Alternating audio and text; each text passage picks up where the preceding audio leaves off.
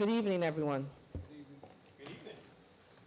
This is a conference meeting of the City Council of the City of Orange Township held in Council Chambers, City Hall, 29 North Day Street, Orange, New Jersey, on Tuesday, September 3rd, 2019, at 7:01 p.m.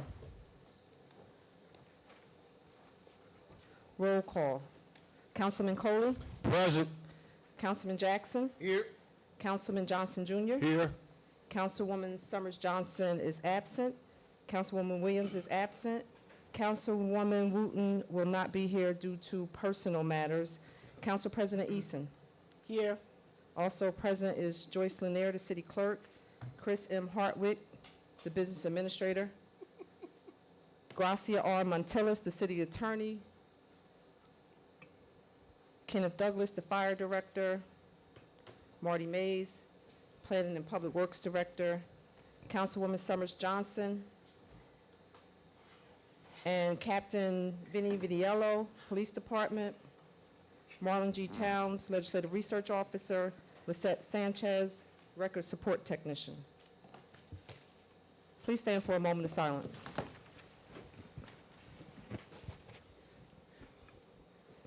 I'm asking council that the people that's watching us via the TV, that we dedicate this moment of silence to the people in the Bahamas who's experiencing that horrific hurricane, and for the people in Texas. So let's continue to pray for each one of them. Amen to that, Council President. Yes.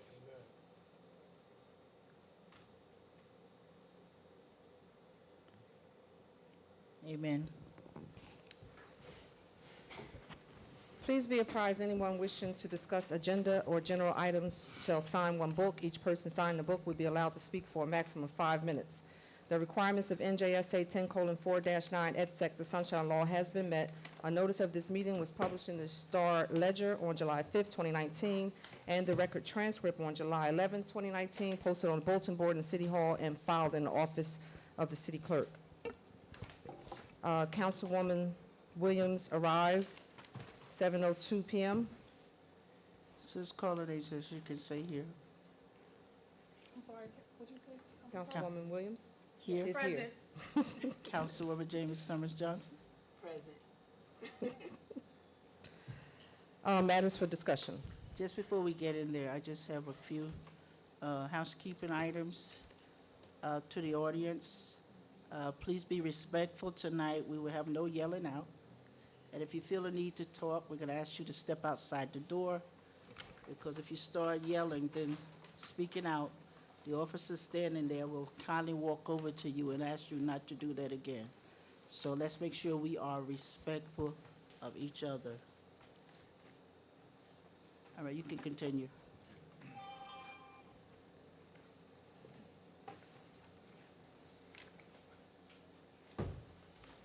We have a presentation by Law Department.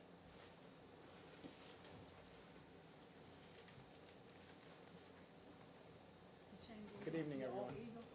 Good evening. Put my jacket on, look official. Good evening, everyone. Again, thank you for this opportunity to speak to council collectively, and to also introduce members of my legal team, my law department. So this is an opportunity for us to, again, give the council an opportunity to meet the new members of our department. We've undergone some changes in the department, not only from personnel, as well as structurally in how we do things. So unfortunately, one of my members is not able to be here today. When I rescheduled this meeting from the last council meeting until to today, I neglected to realize that one of my lawyers was actually on vacation this week. So he will be available to meet each and every council member separately upon request. His name is Vaughn Parchment. He joined my department a couple of months ago and has been an excellent addition to my team. So again, I have two of my other lawyers here. I'd like them to step up. I have my deputy city attorney, Avram White. Avram White has been with the law department for quite some time, and allow him to come up and give you a little bit about himself and what his specialties what his specialty areas are. But again, I am very proud to have him as my deputy. I think, again, that we are doing great things for the department, and once all of the attorneys have spoken, we can then address certain issues and certain matters that I think the council would benefit from knowing. So at this time, Deputy City Attorney Alvin White. I neglected to introduce myself, but I was introduced at the roll call. Again, my name is Gracia Robert Montillis, City Attorney for the City of Orange Township. Thank you. Good evening. Good evening. My name is Avram White. I'm Deputy City Attorney. In that capacity, I handle various tasks inside the law department. One of the things we try to do is keep litigation from going outside to the extent it can. So we evaluate each case, if we can handle it inside, if there's no conflict. That's one of my roles. Looking back, I've handled cases from we had a dog case a few years ago. There was a police officer that sued us over it was a Fair Labor Standards Act case, and he sued us over lack of payment for his service while he was taking care of the dog. We settled that very favorably. I also handled a large environmental case in-house when I first came on. We settled that very favorably. In fact, we had a settlement that was structured in a way that no other municipality in the case had structured their settlement. Additionally, I handle a lot of issues with the tax department, tax collection. Anytime someone files bankruptcy, I have a fairly extensive experience in bankruptcy filings. So we evaluate those cases and try to protect the city's rights and come to a fair outcome with regard to that. There are departments that we each are assigned to, and we respond to those departments as well with their issues and helping them, whether it's draft something, deal with a contract, legal advice, legal counsel. So there's a myriad of issues that come across our desk. And from time to time, citizens come into office. So we try to address their issues to the extent we can. If there's an ability for us to address them, as long as we're not in an adversarial position, or it's something the city can handle, or it's under their purview or jurisdiction, we try to help them address it. Otherwise, we try to point them to the resources that they need to go to get help. So that's a quick synopsis of what I do in the office. If you have any questions, absolutely, I'm ready to take them. Any questions, council members? Okay, thank you. Thank you, Mr. White. Thank you. Next, council members, I'd like to introduce one of the newest members of the team, Mr. Chirag Mehta, who joined the office earlier this year as an assistant city attorney. We're very happy. I've been very, very pleased to have Chirag as part of our team. His research has been very, very good for the department, in particular, the city in general.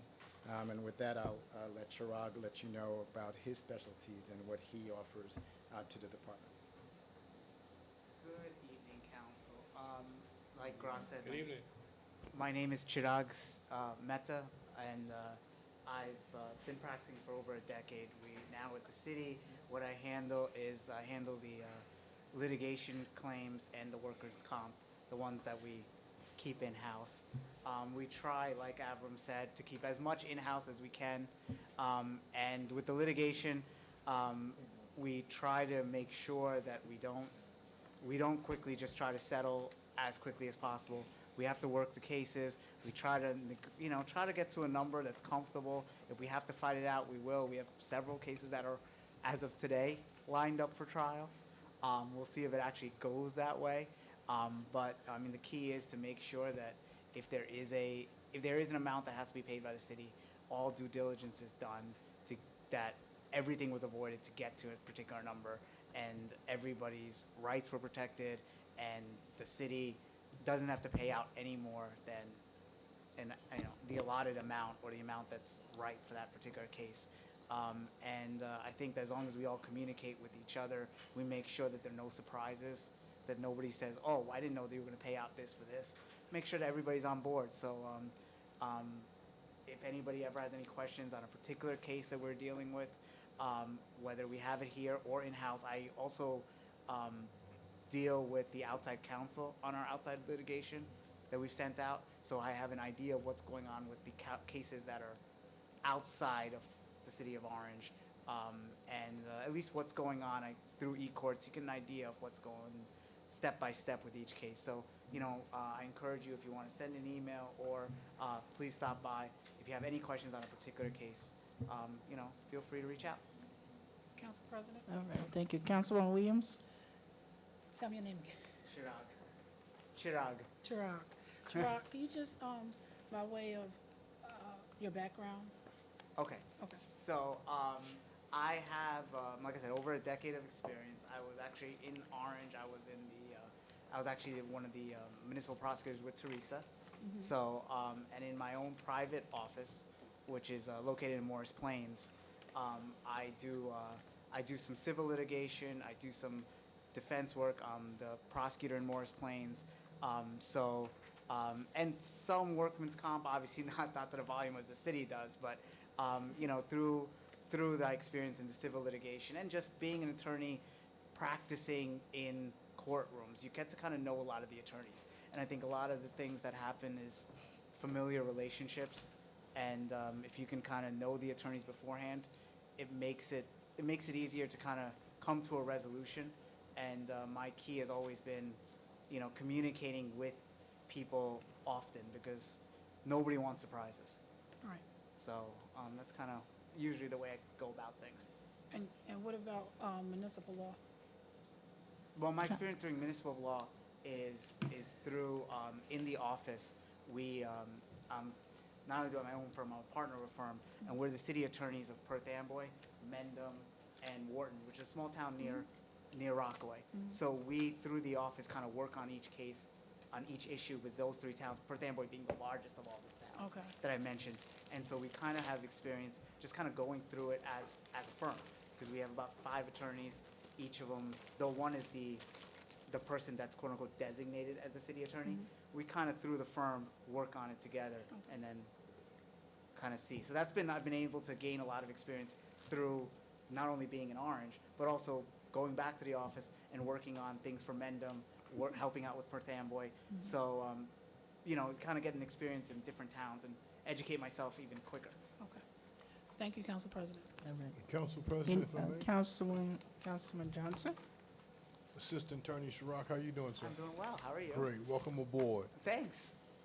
In your entry into working in the law department for the city of Orange, were you able to bring not only your expertise, but some ideas and possible changes to the law department? Yeah, I mean, I think we've made some good changes. I think one of the main things I think we've done is we've created meetings every Tuesday.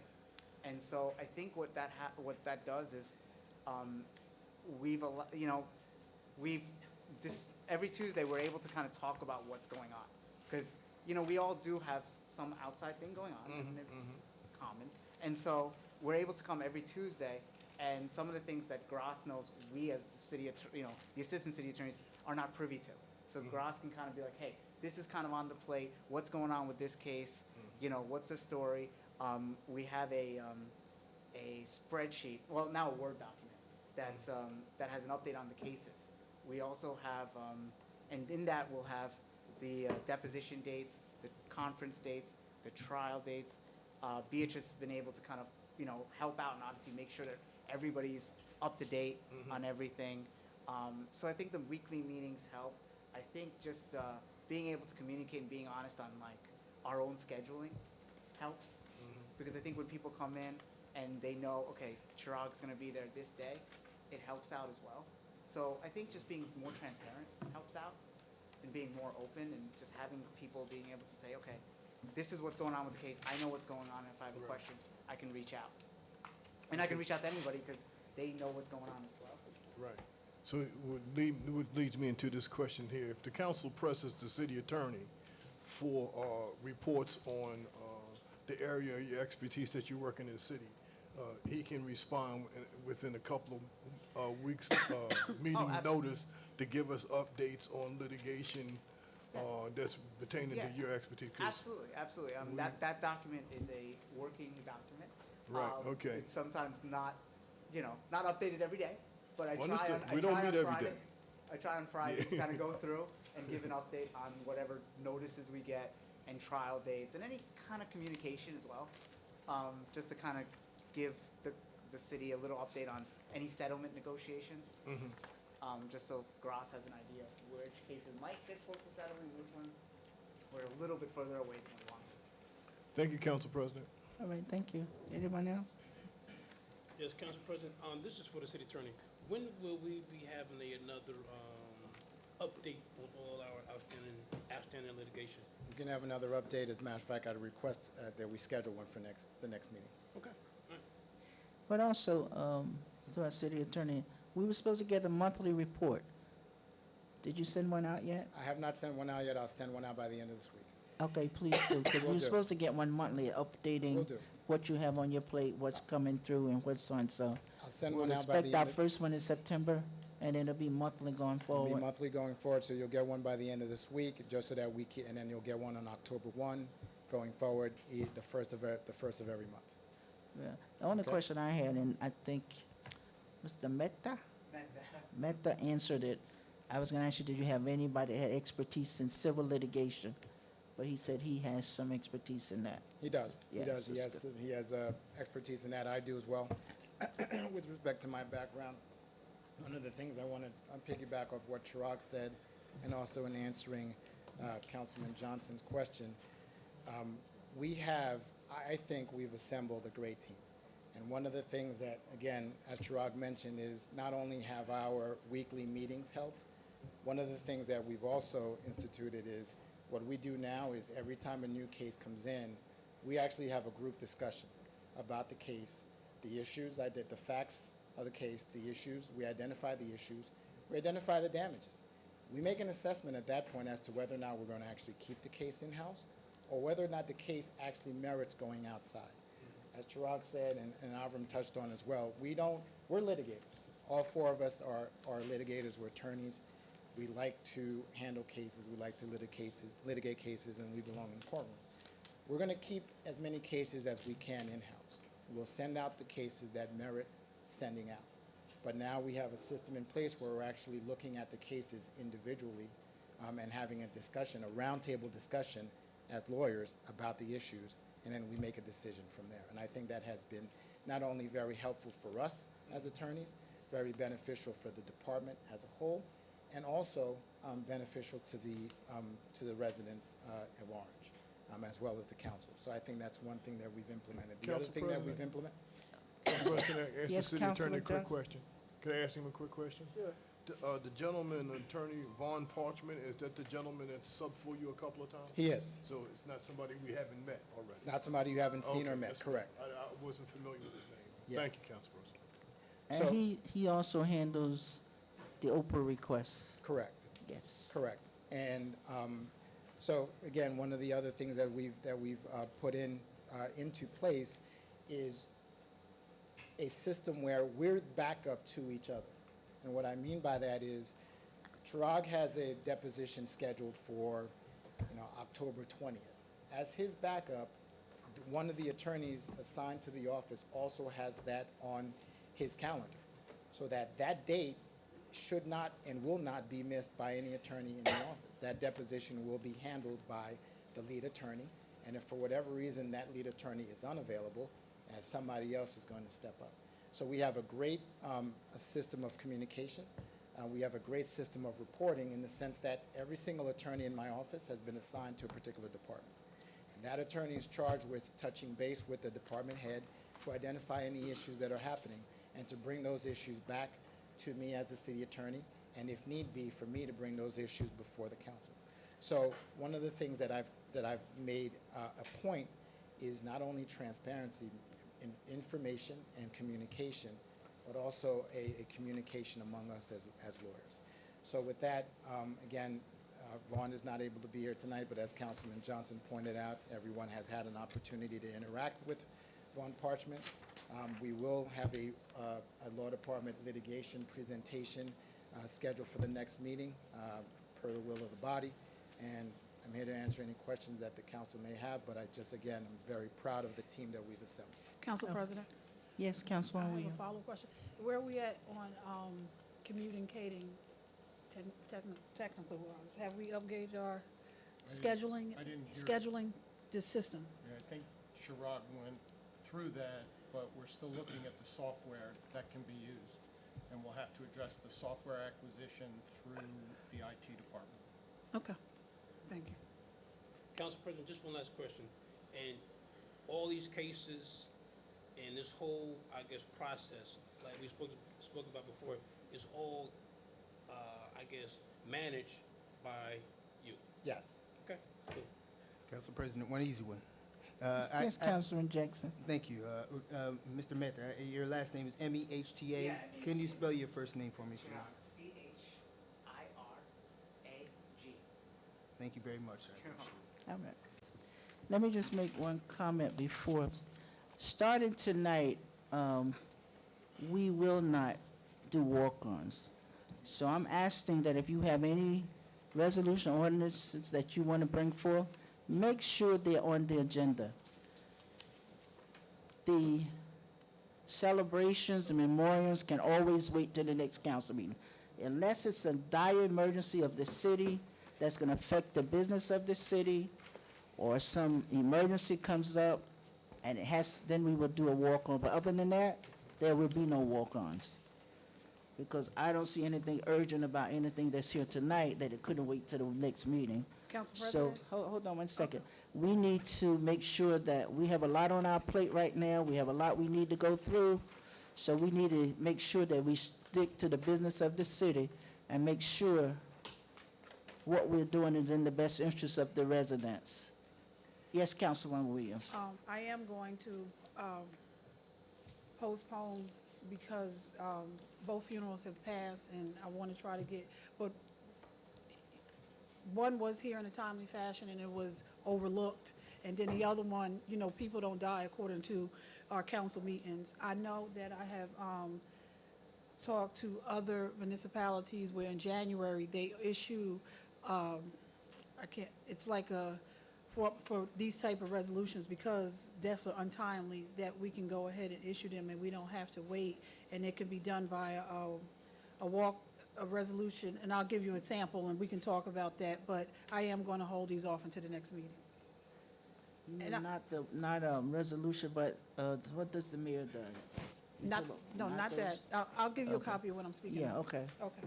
Because we just got to make sure that we're trying to stay on, Okay. focus on what we're really here to do. Any resolutions or ordinance that anyone wants to talk about? I have one, Council President. Yes, Councilwoman, Councilman Coley.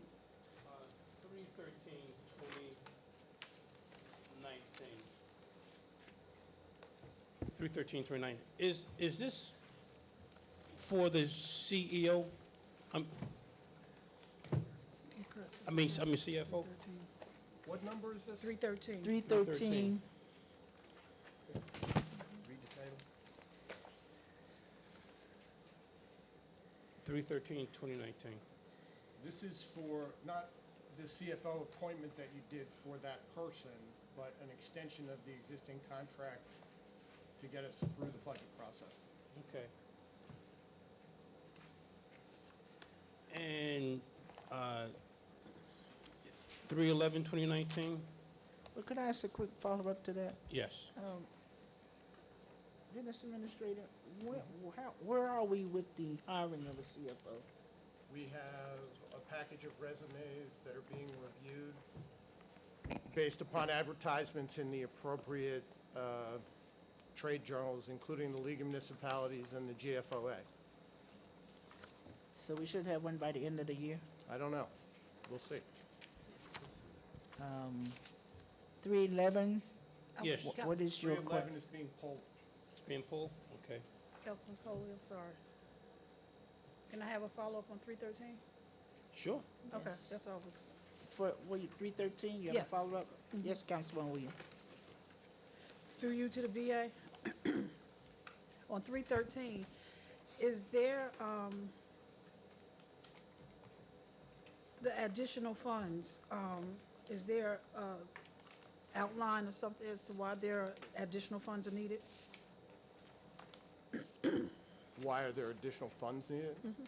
Because the contract had an expiration date, and based upon the original authorization, I would need additional funds for their continued services.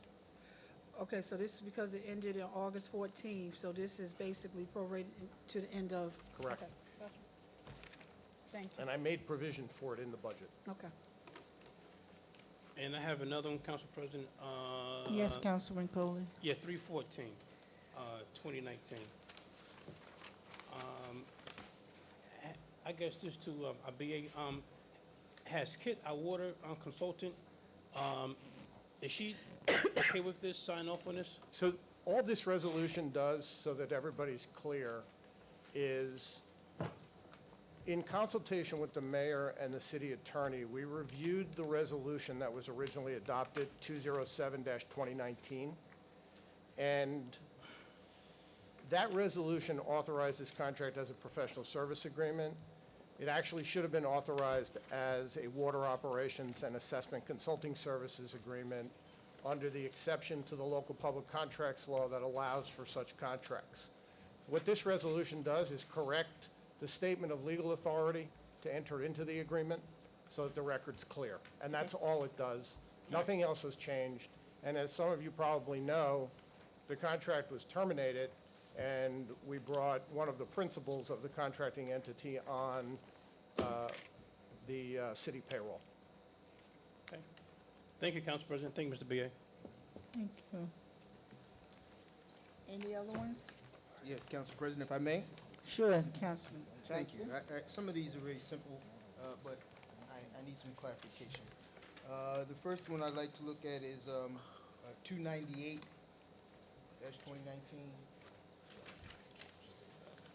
And it is a resolution to amend the budget.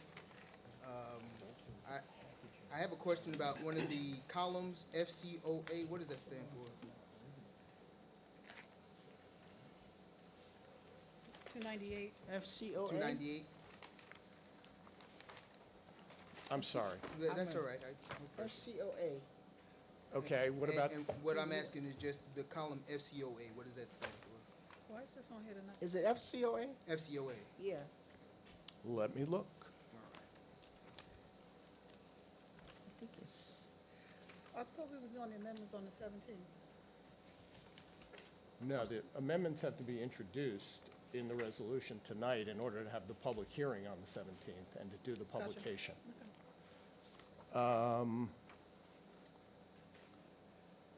One of the columns of the. It's just the account codes. The account codes, okay. What I like also is, on several places in the general appropriations section, there are several other expenses. Could you describe them generally, or do they need specific definition? I would like to know what each one of those are. Now, you don't have to go through all of them, but can you prepare something for us? In many of the instances, particularly under general government services, we have what's called an operational expense, Okay. O&E line, and it includes a variety of subjects that are then broken down into what we call subcategories. All right. But the control account is actually the O&E account. So we've just abbreviated, for purposes of this resolution, any changes that are relevant to the sub-accounts under other expenses, and they've been aggregated.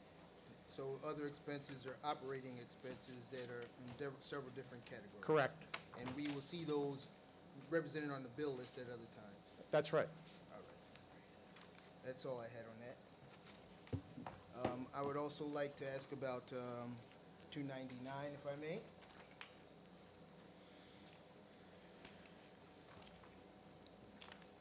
Yes, Councilman Jones. Yes, 299, I see on page 3, and this is just a description under professional services. I see these are medical entries, and I see fit for duty level 4.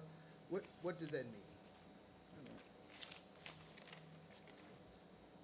Where you see the medical centers? Yeah, under professional services on page 3, there are several entries related to specific personnel, and it says fit for duty level 4.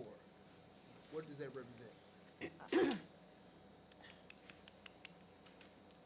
Hang on one second. Thank you.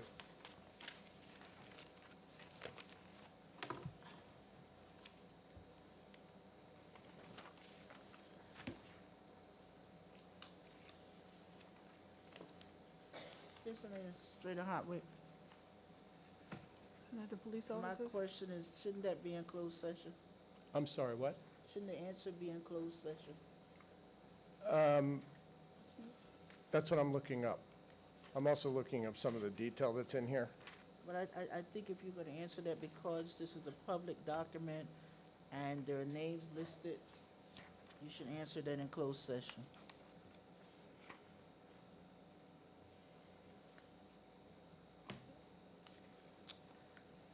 I would think the HIPAA laws apply, but I'm not sure.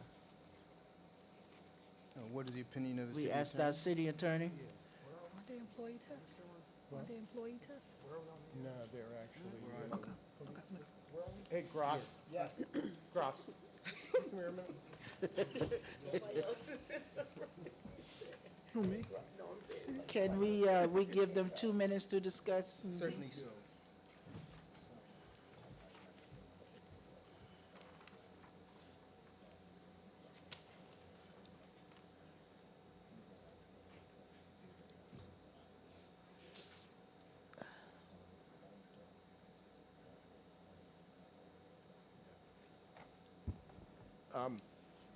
That reference is a reference to a code for a contractual requirement. All right. Wait, I'll ask more about that later. I don't want to violate anyone's privacy. I also have a question related to an entry on page 6. And this also has a name next to it. It's regarded to travel. And I'm just wondering where to that was, and what is the formula for calculating travel? It's federal formula. Page 6, Page 6? what's it, It's a federal- 335? Yes, 335? yes, 335. It is, the guidelines that we use for travel reimbursement are spelled out in the handbook. We follow the federal guidelines. Okay. All right. And I'll check that out. I believe that's all on that particular resolution. I have a question also on 300, which is emergency temporary appropriations. Is this the last emergency appropriation we're going to see? Budget passes. I hope so. Yeah, me too. If the budget passes. So, and it is an emergency because, That's just the way the local budget law defines it. okay. That's what I thought. Thank you. You good? No, not yet. Almost. I have a few more. Mr. Coley helped me with two. And this is, I think the law department might be able to, our city attorney might be able to answer, at least give us a clue on this. This is regarding, this is 304/2019. And I'm hoping this particular case, I don't recall which case this was, but if we could have some review, I hope that's in your review. Yes, this will definitely be in the review. All right, and 305 as well, What number you want? I'm sorry. 304 and 304 and 305. 305. You guys have to talk in the mic because we're not hearing your responses. So please speak into the mic. I'm Yes. sorry. Both 304 and 305 will be in the law department's review to the council. All right. Let's go to 308. So you're saying this will be an executive session? Yes. Okay. 308 is a resolution directing the planning board to amend the Lincoln Avenue redevelopment plan. This doesn't spell out what is being changed, at least I didn't see it. Can someone tell me what is being changed? The density. Okay, the density, all right. And do they need to be directed, or can they do that on their own? They have to be directed. They have to, all right. I think we're removing some parcels, aren't we? On this, it only applies to the old school building / old police station. And the And if density, anything, we're adding a parcel. so occupancy will increase under these changes. Yeah, the permitted density for the project will increase. All right. This is the result of the public forums that we held at the council's suggestion. Yes. Wonderful. Also on 309, a resolution awarding and ratifying New Way concessionaires. All of this money has already been spent. Why is this coming to us now? That's a good question. We forgot Okay. when we authorized the summer food program Okay. to put on the resolution authorizing the contract. This is a state-selected contractor, but we still have to do the resolution. Right on. So this is a correction and a ratification, Okay, It beautiful. says it, okay. and that's our fault. All right. That's all I had, Council President. Thank you. Council Could I- President? Could I just? Okay. With this administrator, wait, did we also, I can't hear you because you're not speaking into the mic. did we also send a letter to them telling them how lousy the food was this year? We've actually already written to the state and had several conferences with the state about this vendor's performance. So we will not have them next year? Well, we've made that recommendation to the state. They have to go through a bidding process, but I suspect that we will be assigned a different regional vendor. Maybe we all should write them, huh? Yeah, I need to write them because my children had to eat that lunch. Yep. And So candy. maybe we all should generate a Twinkie, letter what was it, Do a council Twinkie letter? and- to the state. Do a It was council like a letter. Twinkie and a piece of fruit or something my son Do a came letter home from with. council. Yeah. So that definitely, I know they're not serving that, It was horrible. they're not serving that anyplace else but here. Well, Council President, do you think we can just do a collective letter? Yes. Yeah, that's what I think you Yes. should adopt a resolution that sets forth the council's position about this vendor's performance. Okay, All right. And then we can send that to the state. okay, say no more. Attorney Towns, can you do a resolution? You listening? Okay. So he will draft the resolution, and then Thank we you, will Council forward it President. to them. Thank you, Mr. BA. You All ready? right, Councilman Williams? Thank you, Council President. Going back to 300, 2019, Which one? temporary appropriation, Okay. 300. This will carry us through until It should, when? till October. 31st, or? No, the 1st of October. This is going to October, so actually September 30th or October Correct. 1? Okay. And the budget is set for adoption on the schedule on September 17th. Okay, so we'll do the public hearing, and then at the regular meeting, it'll be up for consideration? Okay. Thank you. Anyone else? Councilman Coley? No. Oh, Council Councilman President, one Johnson? quick question. I don't know if the BA is going to allow his Director of Public Works come up, but I want to ask a question on 306. I'm pulling 306. Are you pulling it? Okay. Okay, yeah, I would had a question on that, too. Anything you have a question on, he gonna pull. No, just so you know, I'm pulling That's something for you- 306. yeah. It definitely will be back on the 17th, but an issue's come up that I want to have a meeting with the selection committee, the evaluation committee on.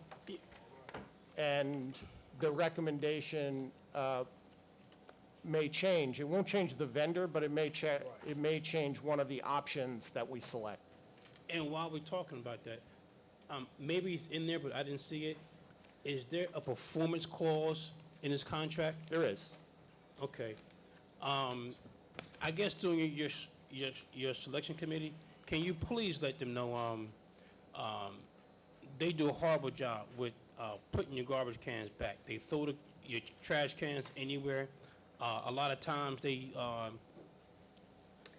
miss the garbage truck, don't pick the trash up. Right. You know, they just do a horrible job, you know, sometimes on when they collect trash. I know it's garbage, but it doesn't have to be treated like garbage. That's their job. You know, the garbage man, that's your job. You know, so I think they should at some time do a better job at the collection, you know, of our trash, because they get paid a nice salary to do that. I'll ensure that your sentiments are conveyed. Thank you, sir. Council One, Go ahead. No.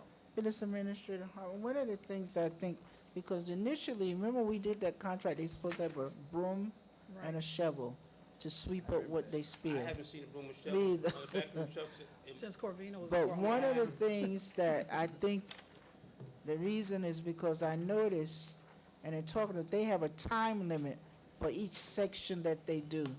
So they're rushing, trying to make sure they stay on target. So if they come late, that means they are rushing. Just watch them sometimes. That's why they're running back That's and not forth our to the call. trucks. They pick up, and the guy's taking off, and they running up to catch on the back, because they do have a time limit for each section. And I think that's what's causing all of their problems. We need to address that also. well, with that, if you know that you have an issue with time, maybe you need to direct some more resources so Right. you could better perform. Right. I'm looking at the list, they have a whole list of trucks. You know, I know they have other, customers, but if you are in the business of customer service, then you need to, take care of your customers so you can continue, a good relationship. And one of the things, Mr. Administrator, we legislated, I think, through the New Jersey League, that all trucks have to have blinking lights on the top. And I Where know was the legislation? to make sure that all To the trucks league. had visible blinking lights, to make sure people could see them. So you might want to talk to him about why he hasn't conformed his trucks to the policy. Okay. Anything else, council members? Council President, through you. Yes, to- Councilwoman Williams. So it's your intention, Mr. Hartwick, to bring this back on the 17th of, I have to have the contract acted upon by the 17th because it would take effect October 1. okay. Can we request their presence here? Okay? Thank you. I just had one more, Council Wait, let me see, President. Councilwoman Williams, are you done? I'm sorry. Yep. All right. Councilman Um, Colin? Yeah, this ordinance 33, 2019. That we just got. I understand, I guess, the spirit in which this legislation is being proposed. You know, I get it. However, is it something that can be realistically enforced? You know, just like we have, I guess, stores that sell cigarettes, and they have some stores that sell Lucy's. Been selling Lucy's for years and years and years. It's just one of these things that is, I won't say impossible to enforce, but are we going to really direct, resources, in enforcing these type of issues? I mean, that's all what I have. I get the spirit in which it was created. I get it, but is it something that can be realistically enforced? And I'll leave it right there. But I guess it goes by the rules, if you see something, say something, then you can enforce it. But most people won't report it when they see this happening. Right. And I'm assuming, I guess, when our dear captain comes up, we can ask him that question. Captain, do you know what he's talking about? Really, Ella? No, this is another one. Yellow. Why don't we give you a copy so you can read it, so when you come up and do your report, you can address it? Here. If I there's, just want to point out that enforcement by the police department is not anticipated by this ordinance. Enforcement of this ordinance would be anticipated by the Department of Health and Code Enforcement. Okay. okay. Well, whoever, yeah. I mean, whatever Because you can't, enforce. the enforcement by police is state law, right? Which is why they enforce underage cigarette sales and things like that. This is a local ordinance regarding types of product sales that you're permitting or not permitting in a business zone. So The enforcement would be through zoning, through code enforcement, and through the Department of Health. If I may, Council President, Yes, Councilman Jackson. how will vendors or how will stores be notified? I mean, They'll all be once- sent, every type of category of store that sells these products will Yes. be given a copy of the ordinance. Wonderful, thank you.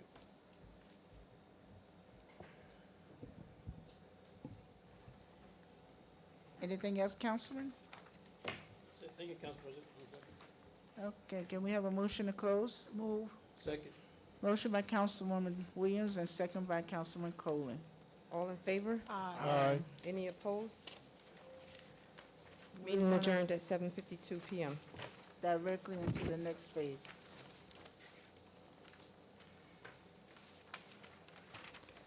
This is a regular meeting of the City Council of the City of Orange Township held in Council Chambers, City Hall, 29 North Day Street, Orange, New Jersey, on Tuesday, September 3rd, 2019, following the conference meeting. Please stand for the Pledge of Allegiance.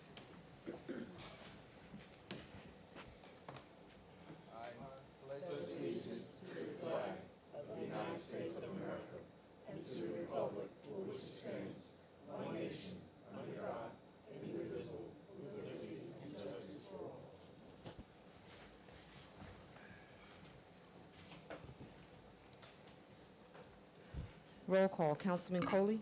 Present. Councilman Jackson? Here? Councilman Johnson Jr.? Here? Councilwoman Summers Johnson? Here? Councilwoman Williams? Present. Councilwoman Wooten is absent due to personal matters. Council President Eason. Here. Also present, Joyce Lanier, the city clerk. Chris M. Hartwick, the business administrator. Gracia R. Montillis, the city attorney. Kenneth Douglas, the fire director. Marty Mays, planning and public works director. Captain Vinny Vitiello, the police department. Marlon G. Towns, legislative research officer. Lisette Sanchez, record support technician. The requirements of NJSA: 10:4-9 et sec. The Sunshine Law has been met. A notice of this meeting was published in the Star Ledger on July 5th, 2019, and the records transcript on July 11th, 2019, posted on the bulletin board in City Hall and filed in the office of the city clerk. Approval of meeting minutes. August 7th, 2019, conference and regular meeting minutes. Councilman Harold Johnson Jr. was absent and should abstain. Is there a motion to adopt? Move. Second? Motion by Councilwoman Williams and second by Councilman Jackson. Roll call. Councilman Coley? Yes. Councilman Jackson? Yes. Councilman Johnson Jr.? Abstain? Councilwoman Summers Johnson? Yes. Councilwoman Williams? Yes. Councilwoman Wooten is absent. Council President Eason. Yes. Department monthly revenue collections. Department of Planning and Economic Development for the month of July collected $71,561. There are no constable reports. There are no Oprah reports. Council reports. Does any council member have anything they want to share tonight? Council President? Yes, Councilwoman Williams. Due to the schedule, the Finance Committee didn't meet because yesterday was a holiday, but beginning, For the next meeting. it'll be the regular meeting, it'll be the Monday prior to the meeting, getting back to the regular schedule. Yes. Do we have any reports? Council President? Yes, I'm not Councilwoman following the report at this Johnson. meeting. I'll plan on attending the next library meeting, but I'm not following the report tonight. Okay. Does anyone else have anything they want to share? Councilman Coley? Not at this time, Council President. Okay. Thank you. Director Douglas?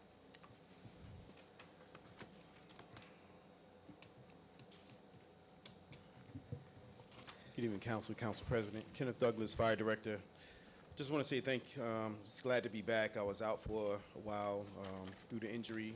And I just want to thank those individuals in my department that came to this meeting and kept the council abreast of the things and the happenings in the fire department. No new business. Just recently, we just evaluated our new firefighters. They actually passed their 90-day period. So at the moment, they are counting towards the manpower as it relates to those on tour on duty.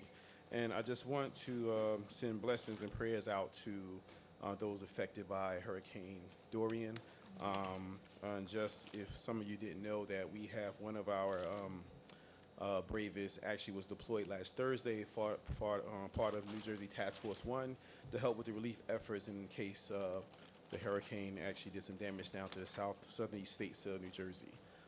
That's about it. Any questions of the director? Director? Yes, Councilwoman Williams. Yes. Anything we need to know about October? Are you doing any programs? In the next council meeting. Next council meeting? Yes. Okay. No questions? Thank you, Director. Thank you very much. And thank Thank you, sir. Thanks, and it's good to be back. Good to have you back. Captain Villiella? Yes.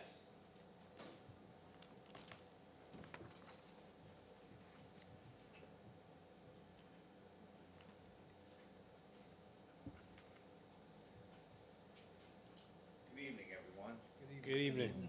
Captain Vinny Vidiello, Chief Law Enforcement Officer, Orange Police Department. On behalf of Director Todd Warren, just want to go over some stats, some things we did over the course of the summer from Memorial Day to Labor Day. In that period of time, the Orange Police Department, its personnel, made 172 adult arrests and 7 juvenile. We recovered 9 guns by our patrol officers only, not including some of the search warrant things that I'll get into later that we did. We had 12 Narcan usages and saves. We confiscated patrol only $4,800 and responded to 7,230 calls to service. Now, also, we conducted several search warrants throughout the city. I'm not going to give any addresses because some of them are still ongoing. We recovered various narcotics and weapons from those locations, each and every one.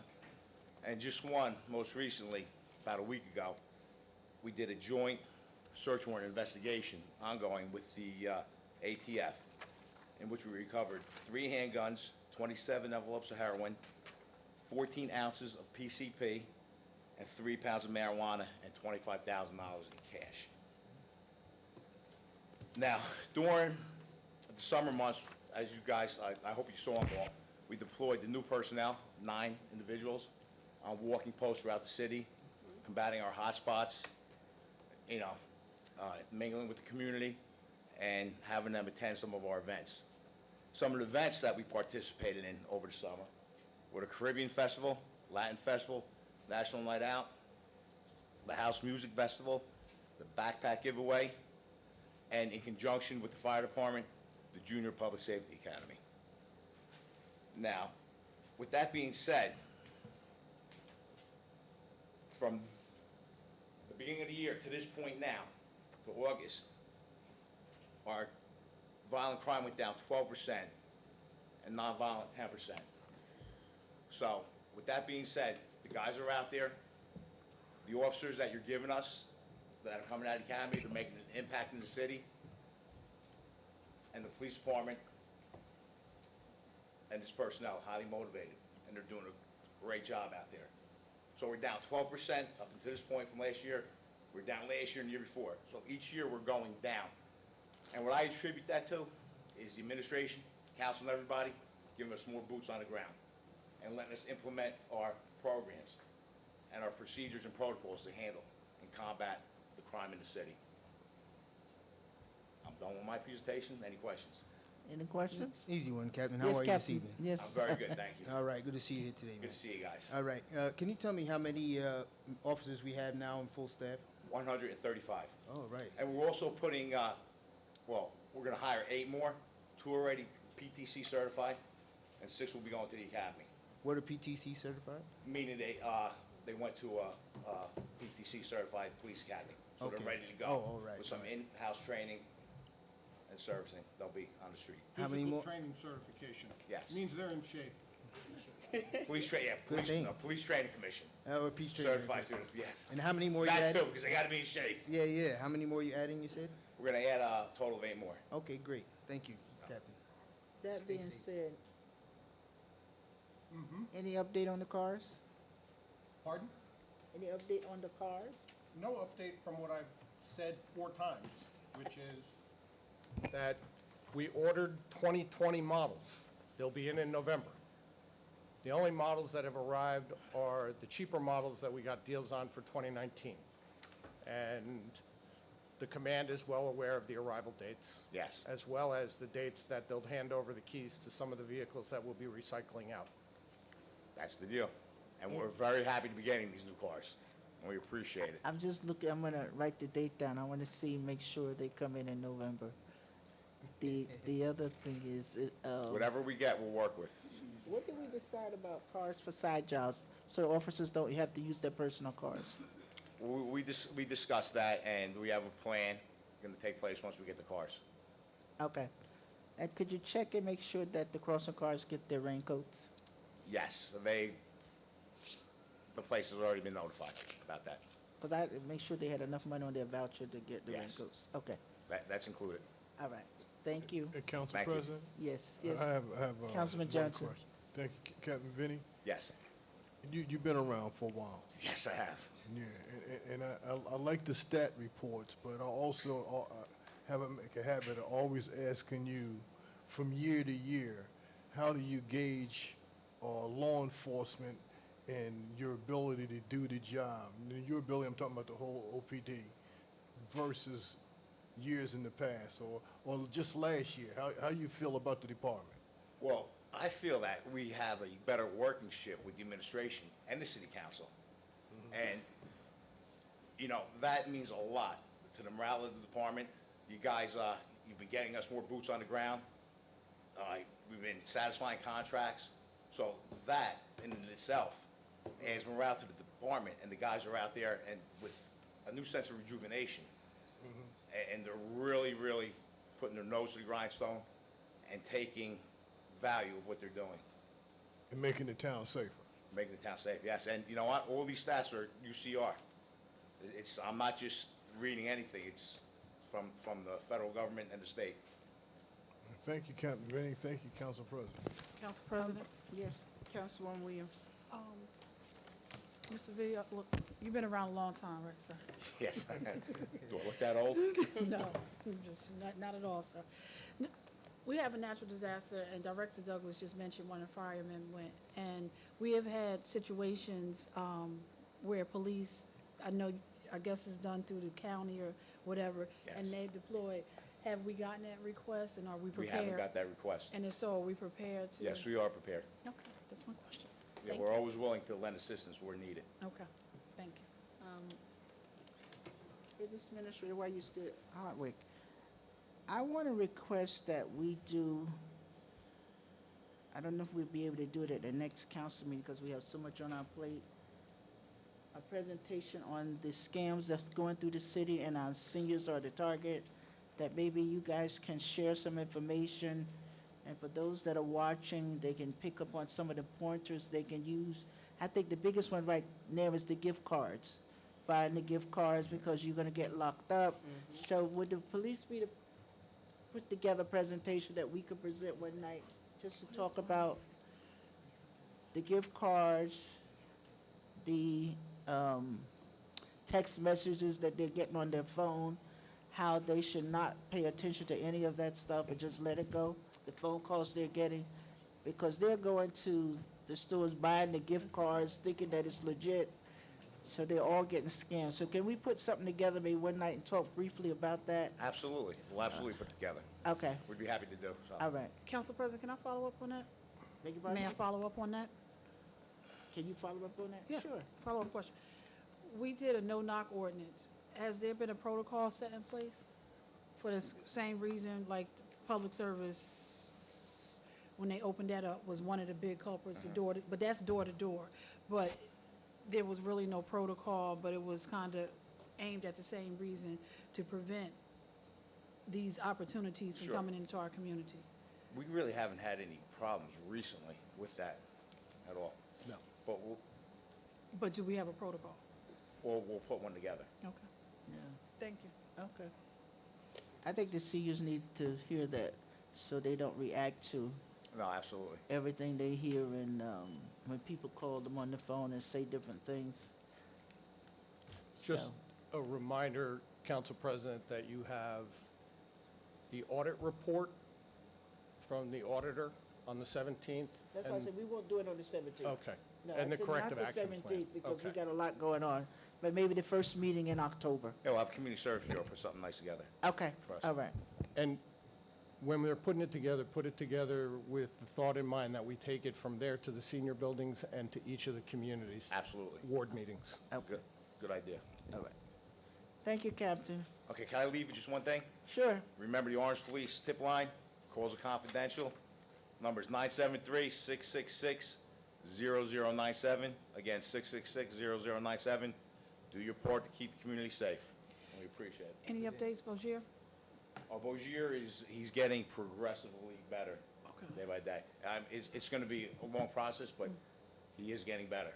And thank you very much for everyone's concern. Appreciate it. Okay, thank you, Captain. Thank you, everyone. All right. Have a good night.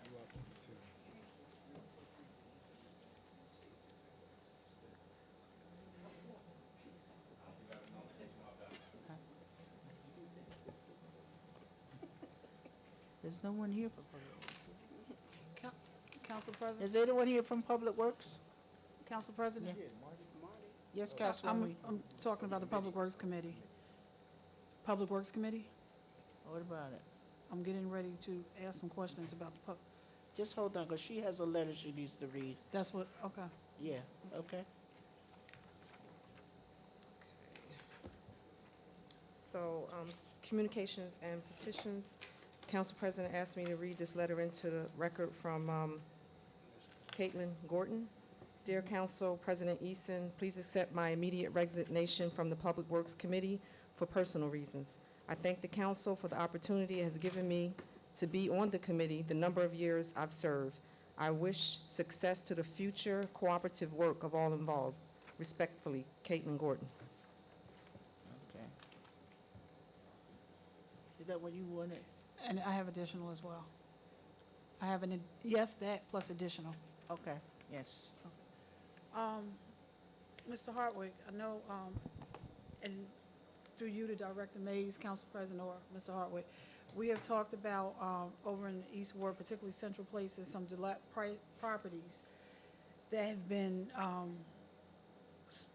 pointed out to the code enforcement, and nothing has happened. 174 Central Place, do we know where we are with that?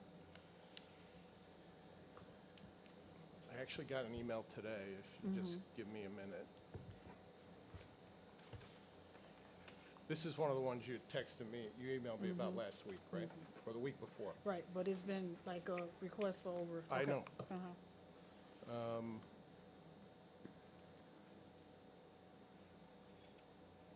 So I had referred it to code enforcement, and along with, on Monday, August 26th. And according to code enforcement's email today, they went out and they're in the process of serving summonses. Okay. One of those properties is actually recently purchased. So two of them are purchased, and that's why I was asking if we can just stay on top of them, so, and all, and they've been informed as well of what they need to do, but the 174 is vacant and abandoned, and I Right. thought this, and I was told that the summonses were served on that a while ago. And I had the opportunity to have a meeting with a constituent who's been in Orange all their life, and now they're one of the wisdom of our community, and which led me to a conversation with Mr. Corbett and Kafani. And one of the things was that if I had, the resident brought up to me, if they had a property that was vacant and abandoned by them, next to them, or, generally speaking, in the city, that it would be put on a list, and it would be maintained, and every time it had to be maintained, a lien would go on the property. So let's say it was done twice a month, and this is probably going back to Curtis Webb. And as I understand, we don't do that. So there's no system in place until it appears, until the resident calls back in and says, hey, the property is overgrown again. Hey, the property is overgrown again. Well, I So know it puts there, the onus on the constituent, it seems. I know there's a general maintenance list for abandoned properties. Marty, get up.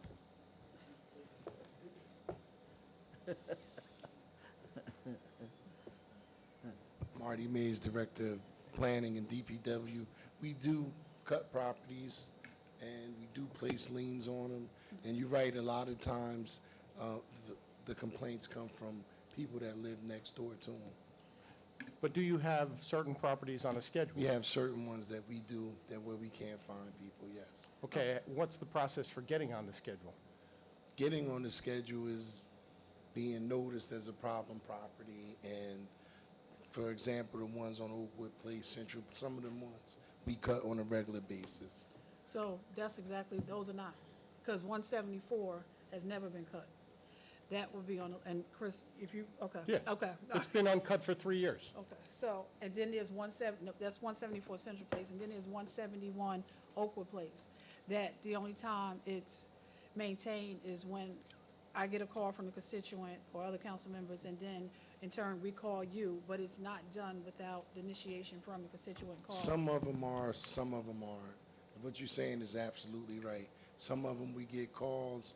I mean, it's a lot of properties. Yeah, I don't disagree, but but this is what we're putting the onus on the constituent instead of us creating, and it seems like the process was already in place, and that's all. And then the other, we have, how many code enforcement people now? 5? Four now, now. plus a part-timer.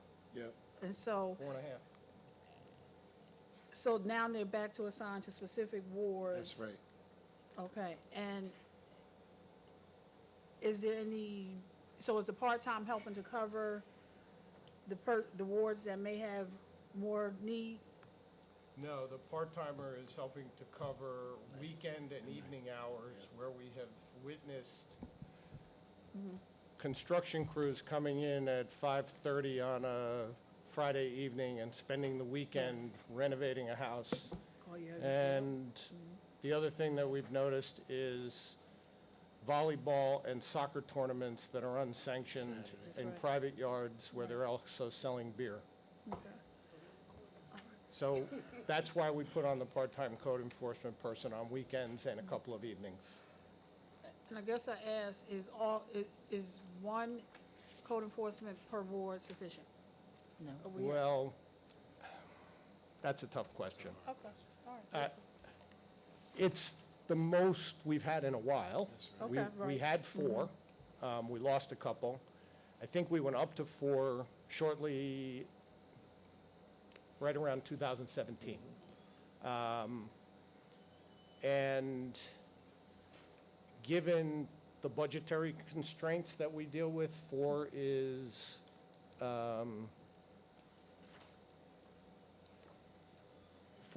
a fairly substantial allocation of resource. And we're just looking at each person's workload. Right, and since we just went back to 4, now we're going to do some benchmarking and some metrics. Okay. And we're going to see exactly how productive those 4 inspectors are.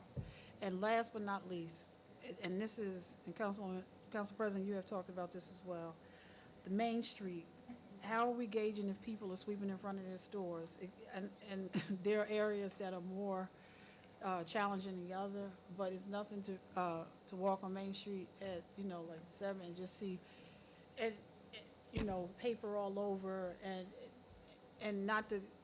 wondering, is there a constant kids sweeping that's going on? We're looking at, actually for that purposes, we're looking at doing more in terms of cleaning the streets. We're actually looking at some different equipment, a sidewalk sweeper and some other things right now. Like the one we had before? No, a little better than that. The Billy Goat? But what about the You bringing back merchants? the Billy Goat? Not, So- it's more of an enclosed vehicle instead of an open. Okay, I'm It's sorry. just a Yeah. smaller version of a sweet sweeper. Okay. So we're in the process of having this discussion now as to Okay. whether or not we actually go to the merchants and charge them with the responsibility to sweep, or whether we undertake the sweeping and cleaning of the sidewalks, because I've also directed Public Works to get bids and prices on power washing equipment, because we need power washing of Main Street sidewalks and some other public areas. So I think, and we're having this discussion, so this is not this is subject to change.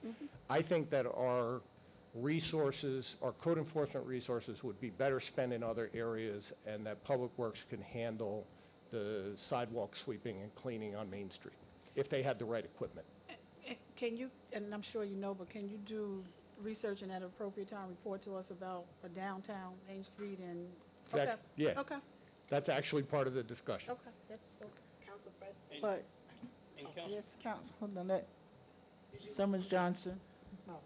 And I'll I wasn't finished, but go ahead. Okay, no, you know, on my way to school, because I have to drive through South Orange Avenue, and it's a good sight to see South Orange Avenue in Newark and, what is that, and Sanford.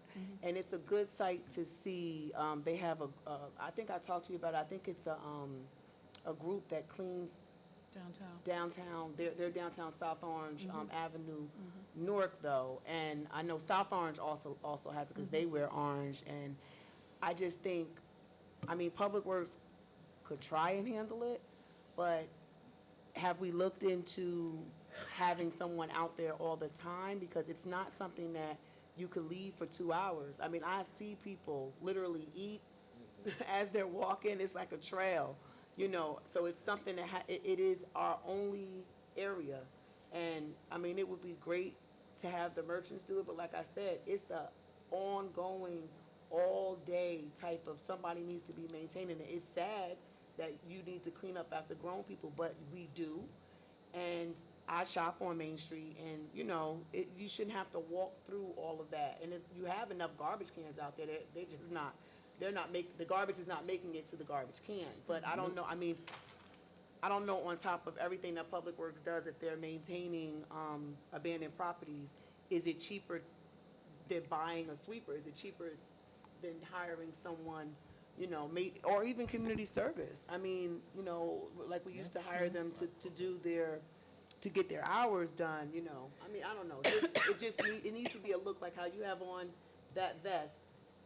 If people see the services being done, they'll appreciate it more. Maybe they will clean up if they see people out there cleaning up. But they very seldom see people out there, because I know you guys clean before the stores even open. So the residents don't even see the people out there cleaning up. So I know that everybody's familiar with this concept, but allocation of resources is really a touchy issue, right? The more stuff you put on Public Works, that has a direct impact on our bottom line. So I've been working with Public Works for 1.5 years now on coming up with a comprehensive schedule of tasks and a schedule when that tasks are to be performed, so that we can measure those tasks against available resources before we start assigning new stuff without knowing how we're spending the 35 hours a week or 40 hours a week times 24 people who work in the department. So, and you have to undertake that type of analysis in order to be able to intelligently answer some of these questions and concerns. It'd be easy for me to simply say, yeah, we'll take over the street sweeping and everything else downtown, but the reality is that that's going to take 2 or 3 people, and those 2 or 3 people are now going to be taken away from whatever team or task they're assigned to currently for the duration of that work. So I think we need to get to the place, and Marty and Ray and Ellie are working with me, and this will underscore the importance of them concluding their assignment, that we're going to have a schedule, and then we're going to sit down and figure out what our resource shortfalls are. Because some of it you may address by contract. Some of it you may address by hiring. Some of it you may address by creating a downtown management entity. But until we know exactly how the resources are being deployed and the costs associated, we can't make those sort of recommendations. Before you speak, 1 second, let me just, When you were talking about, the principal, is it illegal for us to use high school kids to do that on their community service? The principal is looking for a project which he can bring out a group of men and young ladies to clean. He wants to work with them himself because he wants them to see him cleaning. So can we put that together and give it to Mr. Belton? And he will assign some young people to do that and get community service credits. Okay, well, there's a meeting tomorrow with the district superintendent.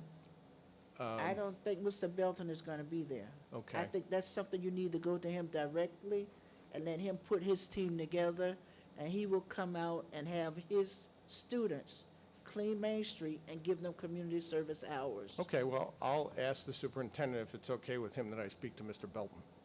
Right. I mean, I got an invitation to that meeting. I don't know if I'm gonna make it, but. I have to think go. I so wanted that's you to something go we in my need to place. Approach with him. But Mr. Belton already has the group that he wants to utilize. He asked for a property that he could clean in Orange, but I think if a better use of his community service would be to do Main Street for right now. That would be great. All right. Councilman Coley? Yeah, Council President, I guess to the BA and to Mr. Mays, I guess some time ago, we had put together the community service program, folks who are sent to community service here in Orange. We still have it. But are they being deployed Yes, to help out with these everyday tasks? yes. Okay. Council, And the other quick, do we have enough public service manpower? Because I know some people left, whatever. Did we replace those guys in public service? Yeah, we actually have more people now than we Okay. had in a long time. Okay. one thing, Mark, and last thing, BA, I just happened to spend some time in South Orange today. And I had to go to a store across from Rite Aid, and then a store right behind the bank at Scotland and whatchamacallit. And I was looking how they have really set up their parking lots, really, really nice. I was pissed off that I had to spend $1 in each part, and I was only there for 10 minutes, because you can't transfer them. And I was already put my ticket on my thing, but, and I even. I'll convey your, Just like that, just like she said. But what I did notice is that, that they're doing the most with possibly less, because their machines are all not the newest machines. And so they have a variation of machines, but they're getting it done. Their parking lots are lined properly. They're convenient to every location. And that's something that we, with our municipal parking lots, that we have not been able to accomplish that, because I know there are some municipalities, it seems like they get the newest machines, and I don't know if there's a program to do like, to buy those machines, the older machines back, because they had old machines. And well, stuff. one of the, I know there's a lot of pros and cons to creating a parking authority, but one of the biggest pros is that their transactions are off balance sheet for the municipality. So in South Orange and in Montclair, two communities that I'm very familiar with the parking authority, and what they've done, they have all of the equipment purchased through the parking authority. And it doesn't hit the municipal budget. And in South Orange, they make heavy use of outside contracts. So they contract the landscaping for the lots, they contract the cleaning of the lots. They have a handyman who's on part-time staff who fixes all the poles. And then they have a horde of enforcement officers that are out enforcing the parking regs. So one of the issues that we're working on now is the layout and design of all of the parking lots that are behind Main Street stores. And I think you're going to see some language. I've spoken to the planners. When it gets to that part of the downtown redevelopment plan, you're going to see some language in there that encourages public-private partnerships to redesign the layout of many of those lots so that they can be operated as a single entity even with diverse ownership. Right now, they're all cut up. You've got fences, you've got changes in grade, you have private lots adjacent to public lots, you have open lots where you don't even know who owns the spaces in the lot. Some of them are owned publicly, some of them are owned privately. So I think it's a product of, 30 or 40 years of things that just accumulate. So, but it is clearly one of those items that is on our minds in terms of how to run the downtown more efficiently. Okay. And Thank you, Council Councilman Williams, I President. know you have a contact with Shiloh Baptist. When they first bought that property, they kept the front of it nice. They need to do something about that too. I It's think they do. I overgrown. think it's the same, because it's a bus stop. I think it's the same thing that we No, have. I'm not on- talking about the street, I'm talking about the grounds. The grounds, The okay. grass is tall and they need to, I don't know the number over there, but maybe you can I have talk to them about cleaning up that lot, or cleaning up that place also. I know, Thank you, uh, Mr. Mays, we're gonna And move just to on. follow up on that, Mr. Hartwick, I know you have a relationship with them as well, and I know one of the concerns was, they would, from a historic standpoint, I know What they could change in the cemetery? I don't think they want to change, they wanted to meet somebody who can help them go through that, navigate that Okay. correctly, okay? Okay, we're gonna And I move think of on. Trinity. You heard me, Chris? Yep. I think of Trinity when I Yeah. think of that, yeah. Citizens' comments. Pursuant to Section 4-10 of the Code of the City of Orange Township, each person addressing the council shall step up to the microphone, shall give his or her name and address in an audible tone for the record, and unless further time is granted by the presiding officer, shall limit his or her address to 5 minutes. The public is expected to conduct themselves in a proper manner. Any derogatory, abusive, or threatening statements will not be tolerated. The chair will immediately rule such conduct out of order and terminate any further comments. Has everyone that wants to speak tonight signed this book? No surprises, everybody that wants to speak, have you signed the book? Okay. Jeffrey Fell.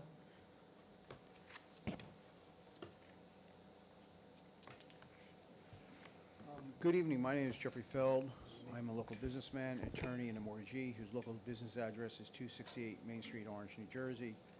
As my custom, I provided the council, business administrator, city attorney, and the legislative research officer a copy of a heads-up, circuit-breaking heads-up comments. It's very important. First of all, I want to thank Councilperson Eason for invoking the no walk-on non-emergent resolution policy tonight. I thank you for that. As I point out in my memo, since the last August 7th meeting, there's two things that occur. One was the local finance board meeting on August 22nd, and one was the planning board meeting on the 28th. In addition, at the end of a calendar, court year calendar, a lot of opinions come out, and I gave you a synopsis of a lot of the opinions that came out, and then the case law. Now, yes, where is Mr. Mapp? Is there someone here from the finance department? Because I think what we need to do tonight is talk about the budget process and the dates and what happened at the local finance board meeting. I think before the public hearing on the amendments, the audit needs to be posted, and the user-friendly budget, the original and the amended user-friendly budget needs to be posted. And it's outrageous that a person who's a finance director and also sits on the local finance board and is also a mayor of another town can't comply with basic requirements.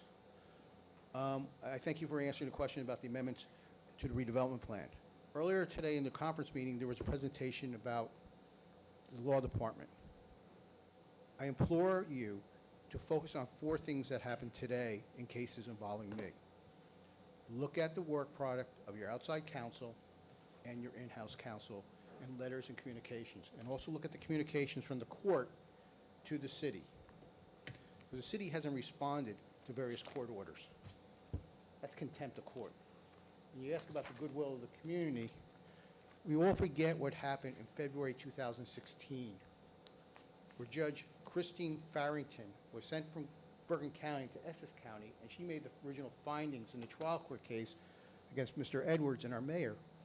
And one of the things I've been trying to figure out, for 3 years, when a court finds that a mayor who's also an attorney willfully disobeys the law, why hasn't any professional sanctions or remedies been brought against him?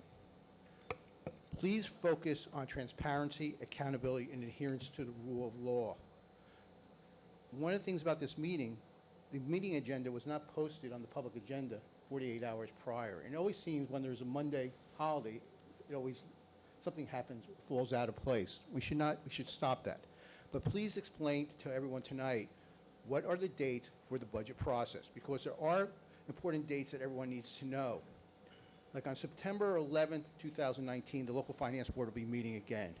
On September 13th, a response will be due from the city to my petition for certification motion to expend time.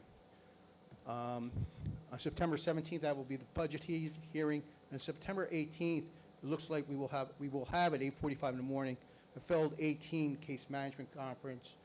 In that case, which is the Lincoln Court, long-term tax exemption, and it looks like we will finally have a meeting with the mediator in the failed 10 cases. Please do not always accept, have healthy skepticism what authority says. Thank you. Thank you. Mr. Edward Strange?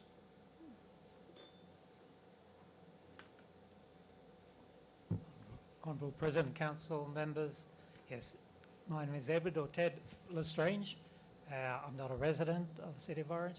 My address is 43 Prospect Hill Road, Cardibackville. That's New York. What is the address? 43 Prospect Hill Road, Cardibackville. Is that Cuddle? Cardibackville. C-U-D-D-E, Backville. New York. Yeah. Okay. What I have to say is somewhat, seems to be way off topic, but it certainly has relevance. And I've entitled this Genocide by Scalpel, because that's the title given by one of the investigators into forced organ harvesting in China.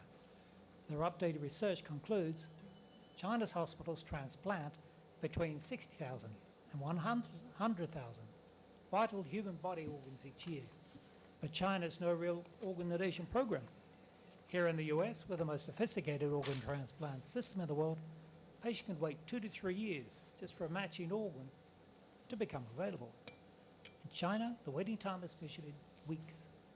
An organ transplant tourist to China, including one from the City of Orange Township, can arrange a specific date for their operation. But that effectively means that someone will be dispatched on their behalf on that date. It's a cultural taboo to donate one's organs after death in China. So what's the source of all these organs? Translation of these facts equates Council to President, point of order. Mr. Edward, you're competing with the air condition. Can you just use your teacher voice or, amplifies? Sorry Sorry. for interrupting you, sir. Give us a moment, sir.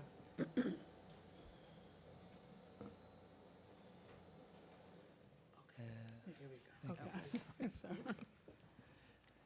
Translation of these facts equates to tens of thousands of prisoners of conscience each year being killed for their organs. Most of these prisoners of conscience are Falun Gong practitioners, but also Tibetans, Uyghurs, and House Christians. They're routinely blood tested and their organs examined while held in China's forced labor camps, detention centers, and black jails. I have a quote. On June 13th, 2016, the U.S. House of Representatives unanimously passed Resolution 343, which in its summary section, quote, condemns the practice of state-sanctioned forced organ harvesting in the People's Republic of China, close quote. The European Parliament has also passed similar resolutions. This has been happening for over 20 years, but still deathly silence on this issue. And that is why I come before you, the elected and respected representatives of the community, to echo the heavy burden of this genocide as acknowledged by the House. China has total control of its own media and way beyond that. So it comes down to word of mouth to divulge what's happening. Many dedicated researchers have gathered an enormous amount of data from current and archived hospital websites, medical journals, local media reports, telephone surveys, and other evidence for over 1,000 hospitals in China that perform these organ transplants. Some books are now being written and documentaries have been produced with more comprehensive information. So I brought along a package of materials for your kind attention and a proclamation and a request as well. And thank you very much for your attention. All right, if you give it to him. Right here. Thank you. Thank you, sir. Okay, thank you.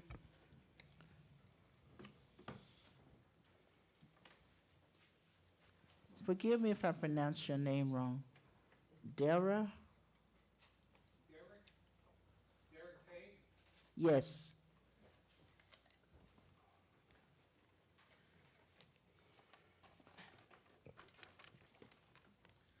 Hello, my name is Derek Tague, T-A-G-U-E, 27 High Street, lifelong resident of Orange, last 33 years at the aforementioned 27 High Street. My concern, apropos of nothing, maybe connected to the cleaning of Main Street, concerns the bank building, the vacant bank building in the middle of the block, south side of Main Street between South Day and South Essex Avenue, roughly a block from where I'm standing. There is a eyesore. There is a clock. It used to be a clock, a digital clock. It was like the center of Orange. It was a place to meet. It's not working. PSC&G building. What's that? PSC&G building. Yes, thank you. And it's an eyesore, and I don't see what purpose it has. And in the winter, when the winds are blowing really hard, that thing's whipping in the wind. That is a lawsuit waiting to happen. And I just wish somebody would do something about it. I'm sure with the legal department, they can look into it and make the absentee landlord remove it, or have the Orange Department of Public Works remove it and present the landlord with the bill for that. And I'm just concerned, I mean, just a hunk of scrap metal that should be recycled, and I'd like to see it go and before it whips loose in a windstorm. If a big windstorm could knock off the big statue of Jesus and on St. John's parochial school, which is now leased to the city, that had been up for like almost 100 years. If a windstorm could take that out, a windstorm can easily take off what used to be the clock. And that's all I need to say about the topic. Thank you for your kindness. Good evening. Thank you. Thank you, sir. Councilman Coley, is that the building next to Dunkin' Donuts? Public service. Yeah, the old PSC&G building. That's owned by Manny Munez? Yes, Oh, okay. yes.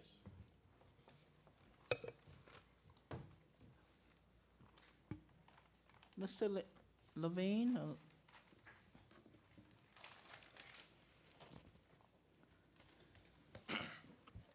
Good evening, and thank you all for this opportunity. My name is Jonathan Lewin, 256 Rioch Street.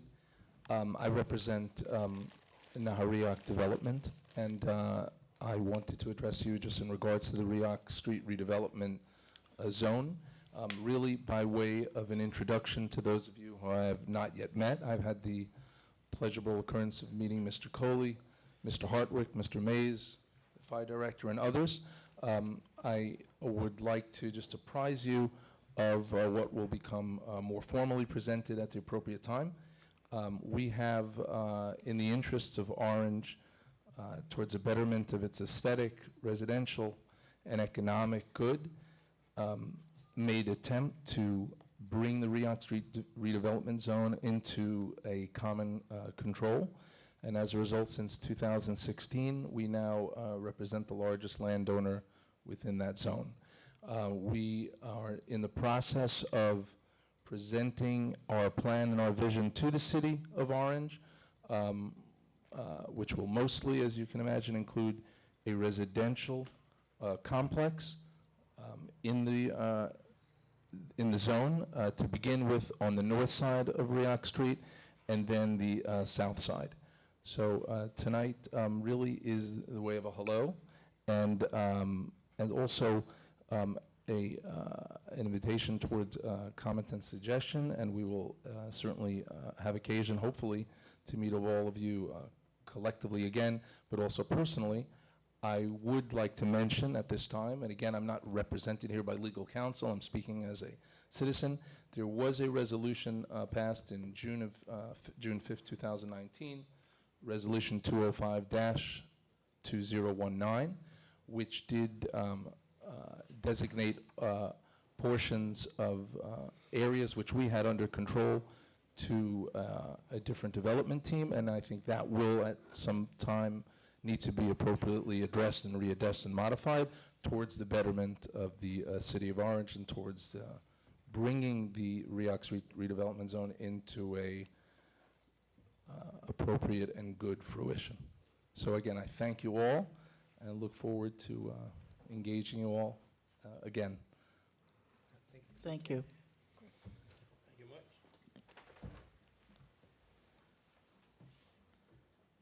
Gus Mitchell?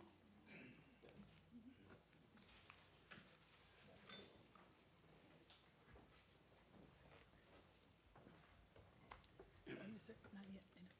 Gus Mitchell, 214 North Center Street, Orange, New Jersey.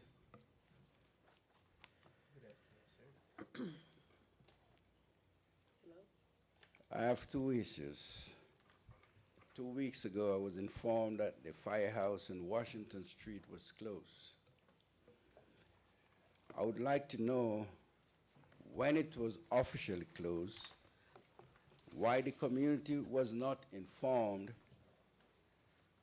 and in case of fire, which firehouse will respond, and what the estimated time it will take to respond to a fire on North Center Street. And lastly, how do you decide which firehouse to be closed? My second issue is, 2 years ago, they paved the road on North Center Street and resurfaced the sidewalks. Right now, those roads are cracking in half. I've reported it to several people. Nothing has been done. I want to know what can be done. Thank you. Director Douglas? I'll handle those. No, we're not You got the answering. firehouse? Yeah, we're not answering anything. You Okay. wanna go Well, outside with him and- That one you need to answer on the public because it's just not accurate, and I've spoken about this on multiple occasions at this meeting. All right, you want to respond to that now? Yeah. Yes. The firehouse was closed as a matter of law because of an environmental contamination issue. As soon as the issue was reported to administration, I ordered the firehouse shut down. I also reported the environmental contamination to the State Department of Environmental Protection and have engaged a remediation expert to look at it. You can't operate out of the firehouse in its current condition based upon the environmental damage that occurred. The cleanup of and remediation of the damage will take some time. I addressed that at a previous meeting. Do not expect that we will have the Washington Street Firehouse available to us for at least 18 to 26 months. And right now, we are operating all fire services out of the central firehouse, but we are looking at alternatives. As you can imagine, the construction, reconstruction, relocation of a firehouse isn't something I can do overnight.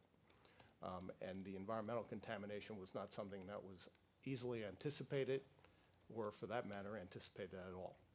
But it is such contamination of such a grave nature that the firehouse can't be occupied. And the remediation brings into question whether or not the property should or can be used for a firehouse at all. You don't answer the rest of the questions. Pardon? What the estimated time it will I take? honestly, off the top of my head, I don't know the estimated time, but the director can address that.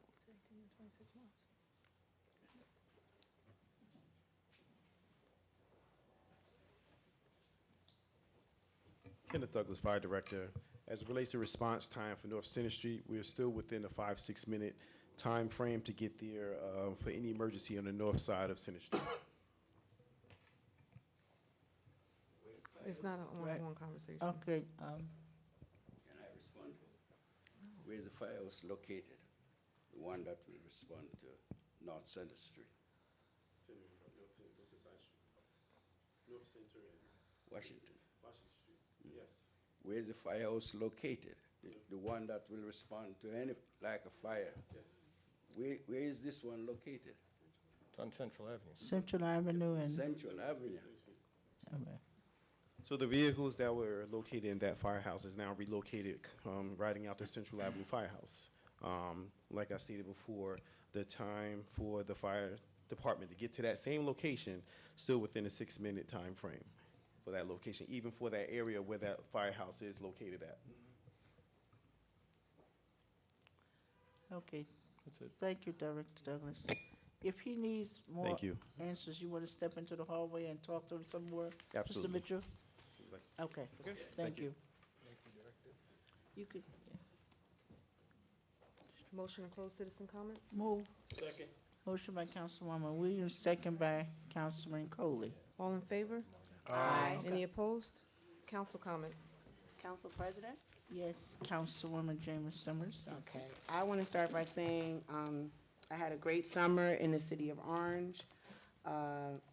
My sons attended the Mayor's Circle of Excellence Camp, and I want to be clear, I put my kids in a lot of the programs in the city because the programs have to be good enough for my sons in order to be good enough for the residents. And where there are issues or where there are problems, I know firsthand, like the issue with the lunch that day, I immediately called the BA. So when residents come and say, oh, we don't have programs or we don't have this, because my children are in them, I can speak firsthand. We were also able to swim in all 3 pools, which, again, living in Orange, I want them to utilize the services in this town. I was able to attend the superintendent's meet and greet, which was outstanding. I believe it was standing room only. They had to keep opening up the bleachers, and he was really welcomed in with the band and things like that. But more importantly, I loved seeing the various parents. It's very hard to get parents to come out, and they were from all walks of life, and they made a commitment to be there. And I just feel like Orange is I think it's going from, from good to great. That was his slogan, and I'm in full support of him. Again, my children attend Orange Public Schools. Charter and private is not an option. I'm a public school teacher, so Orange schools have to be good enough for my kids. I want to give a shout out to the Orange transcript. I had to open the paper, look at the front, open the paper, and look at the front again. There were about 3 positive articles about the city of Orange. I couldn't believe it. I said, this can't be. So I want to encourage them to keep it up, because there are great things going on in our city. All cities have problems. Some don't put it on the front page. But again, shout out to the Orange Transcript for finally publishing with a little help, because I know the pictures came from the board. But anyway, I digress. The 20th of September is homecoming, and the way that Orange is handling it this year, I think is phenomenal. They are really reaching deep into the roots of Orange, and I think every community that brings residents back to the community, and again, of all walks of life, they've been putting out videos every week. The homecoming is the 20th of September.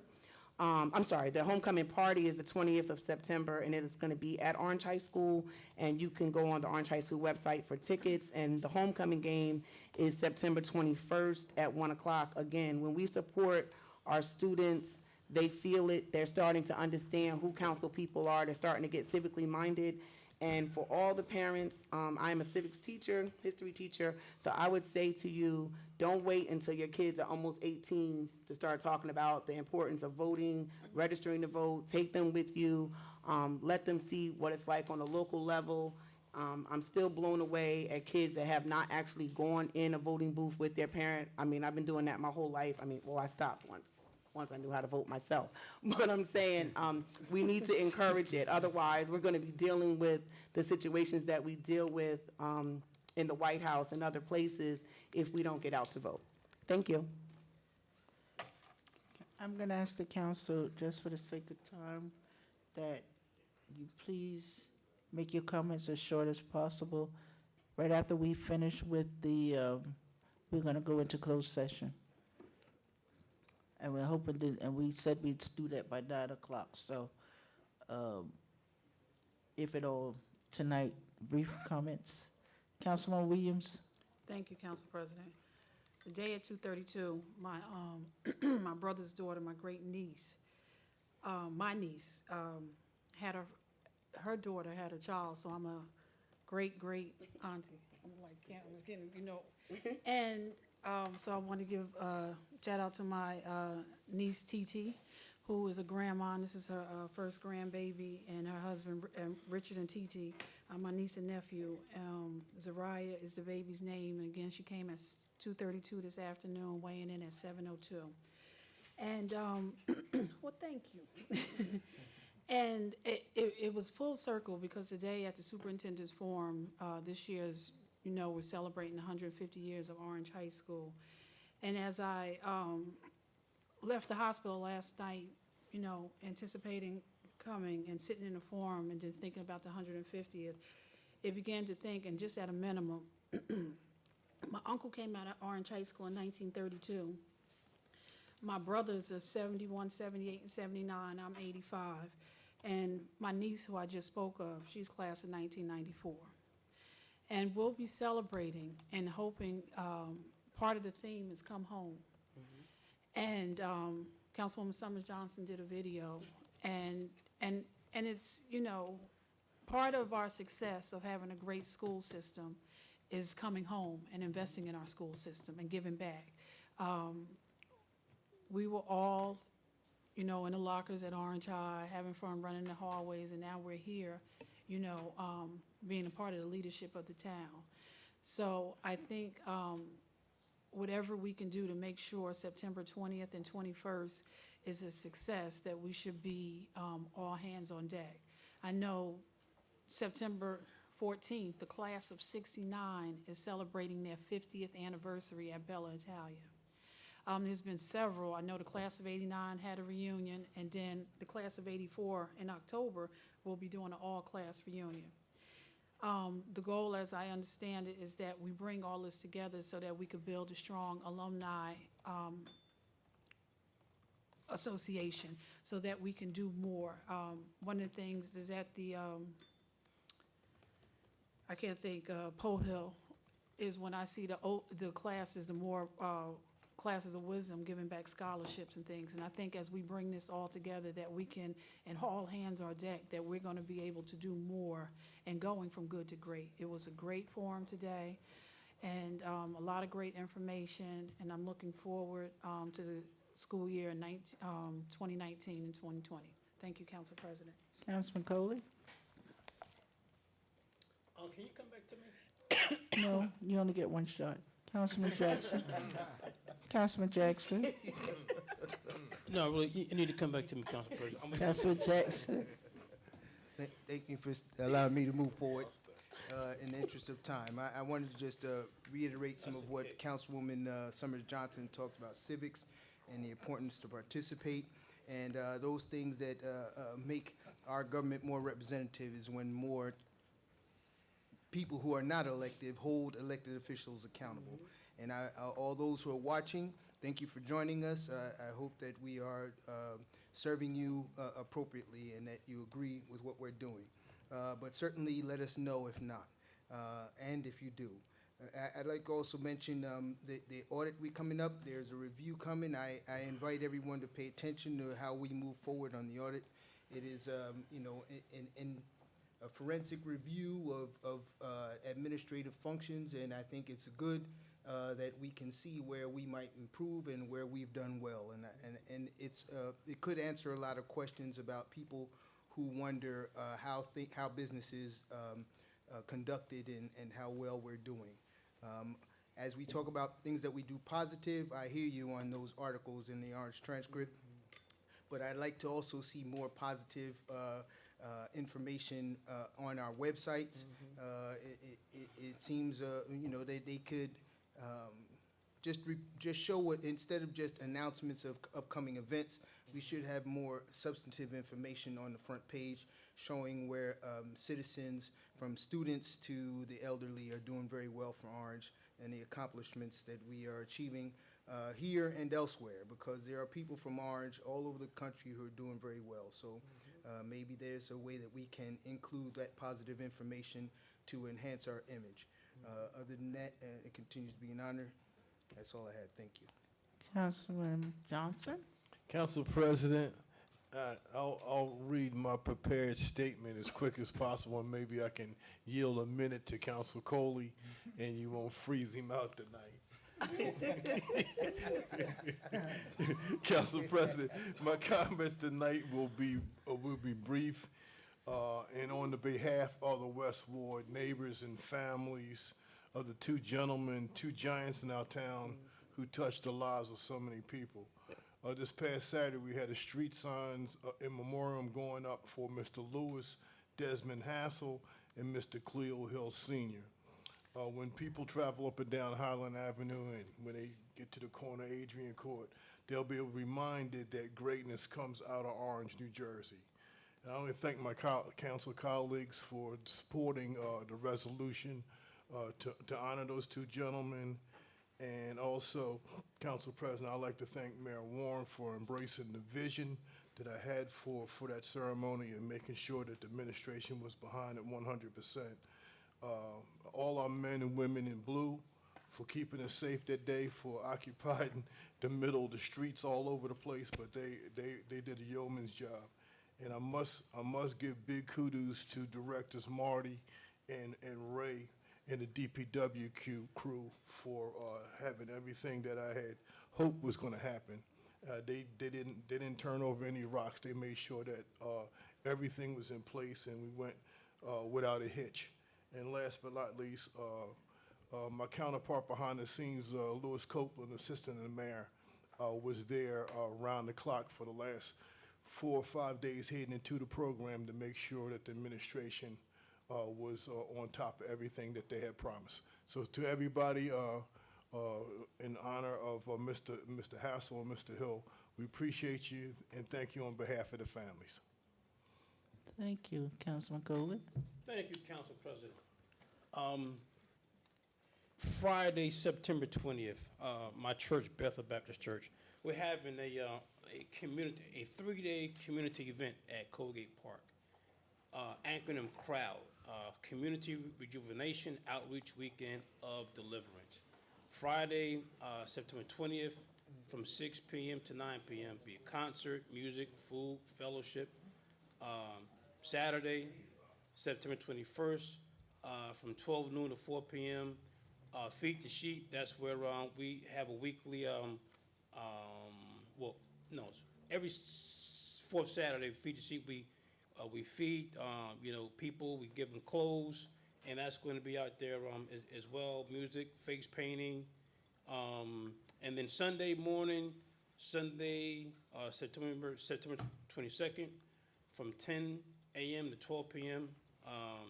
We have morning worship. We're gonna have some tents set up in the park. It's going to be a good event. We just hope that some folks can come out and be spiritually, fed, by the people at Bethel Baptist Church here in Orange, one of the oldest churches here in Orange. Thank you, Council President. Didn't you graduate Orange High School? Say again? Did you graduate Orange High School? Class of 1982. So I guess you would have. Player too. I guess you would have split yourself in half, right? I always do. Okay. Council makes President, I just omitted one thing. We do have Orange High School, Jethro, I just lost Jethro's Dixon. I forgot, I think he's class of 84, and he currently lives in the Bahamas. And he did a group post to let us know, as of yesterday, everything was good, but we keep him in our thoughts and everything. Okay, I'm gonna be brief. Good to great. Our superintendent, Mr. Fitzhugh, did an excellent job today at the orientation. He is, I remember Mr. Cafele talk about being on fire. He is on fire. And he's there for the citizens, for the residents, the parents, and the children of Orange. I mean, he's putting them first. So we want to embrace him and give him all the support we can for the city of Orange. And the 150th anniversary, the videos, there's 3 of them, are on YouTube. So please go on and watch them. Councilwoman Summers looks great. She's an actress on the video. I mean, some interesting information. I think they're going to She's a put up ham one or each week actress? going forward. But if you put in Orange School District, all 3 of them will come up, and you can watch them also. And I guess if any other graduates want to get on there, you can call the high school, Mr. Devon, and he will interview you for that. But it is going to be a great event. We're going to put up banners, we're going to have posters, and so we ask you to spread the word to make sure everybody is there. And Councilman Kohler, since you have an event that weekend, you got to sell 10 tickets for the Friday night, the 20th. To help us out. Okay. You know what, Council President, we can talk about that. Offline? You know what, she helped me, and I'm going to help her. Okay. I like that. So, that being said, I think we're going to close the council comments. Ordinance on second reading, public hearing. Right now, we're going to change the agenda, and we're going to do our executive session. And then we will come back and do the ordinance and the resolution. Does anybody want to take a quick break? Can we 5 Move for a minutes? short recess. Yes, can we make a motion for 5 minutes? Second. All right. Move All back. in favor? Aye. Any opposed? Recess 9:03. So we're going to ask the residents, we're going to take we have to do an executive session.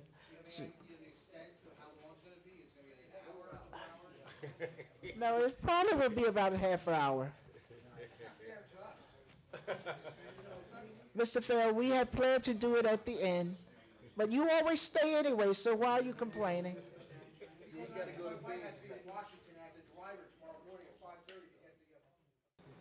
We have a motion to go back into regular session. Is there a motion I'll to make the reconvene? motion, Council President. Motion? Second? Motion by Councilman Harold Johnson Jr., second by Councilwoman Summers Johnson. All in favor? Aye. Any opposed? We're now back in regular session. Somebody's still out there. Officer, could you close the door, Well, please? First, let me do, I got the resolution. Let me, yeah. Leave the door open, Donna. Leave the door open. You got a hand right.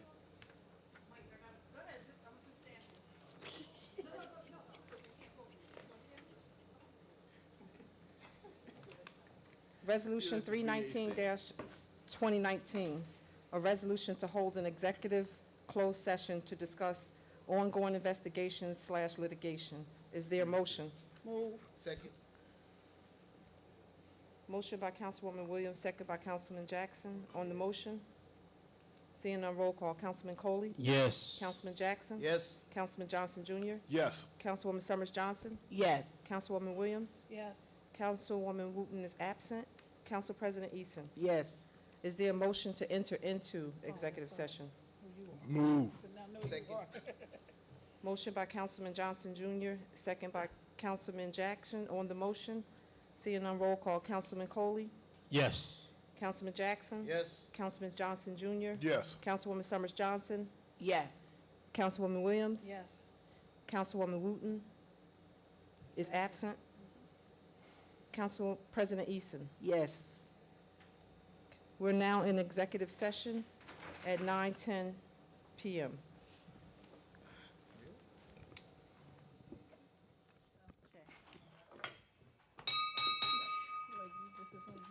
Can I get a motion to end executive session and reconvene the meeting? Move. Second. Jackson and Johnson. All in favor? Aye. Any opposed? We're now back into regular session, 9:50 PM. Okay, we're going into ordinance and resolutions, right? Ordinance on second reading, public hearing. 24-2019. A refunding bond ordinance authorizing the issuance of not to exceed $1,565,000 aggregate principal amount of refunding bonds and/or refunding notes by the City of Orange Township and the County of Essex, State of New Jersey, for the purpose of funding an emergency temporary appropriation for legal judgment. The public hearing is open. Are there any citizens who wish to speak? Hello, my name is Jeffrey Field. I gave you my address before. On my heads-up questions was question 22 and 23, and this is based on the audit and statements that were made at the local finance board. Because the audit says that last year's annual debt statement has to be revised, and I have questions whether it has, our annual debt statement has been revised, and the supplemental debt statement that's attached to this, has it been amended? And in addition, does the supplemental debt statement take into account the Bank of America indebtedness that was authorized in calendar year 2018, and bond anticipation notes were sold and closed in early April 2019. I can't tell from this, on the supplemental debt statement that was attached to it, whether that sum is included. In addition, when you look at it, it doesn't even include the utility debt that's netted out because it's self-liquidating. Because in past years, when you had your supplemental debt statement, you would have your utility debt, then you would net it out. It's not there. As based on your looks that you're giving to me, I'm just giving you these questions as part of the official record. Thank you, but I need to know those questions because it goes back to what you're doing, the authority, and especially the comments that were made at the local finance board on the 22nd. Is there a motion to close citizen comments? Move. Second. Motion by Councilman Coley, second by Councilman Johnson Jr. All in favor? Aye. Any opposed? Is,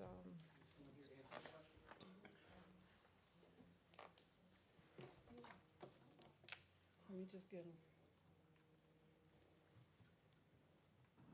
Did he go downstairs? Is there a motion to adopt on final? Wait, he's coming. He's coming? He's coming. Okay.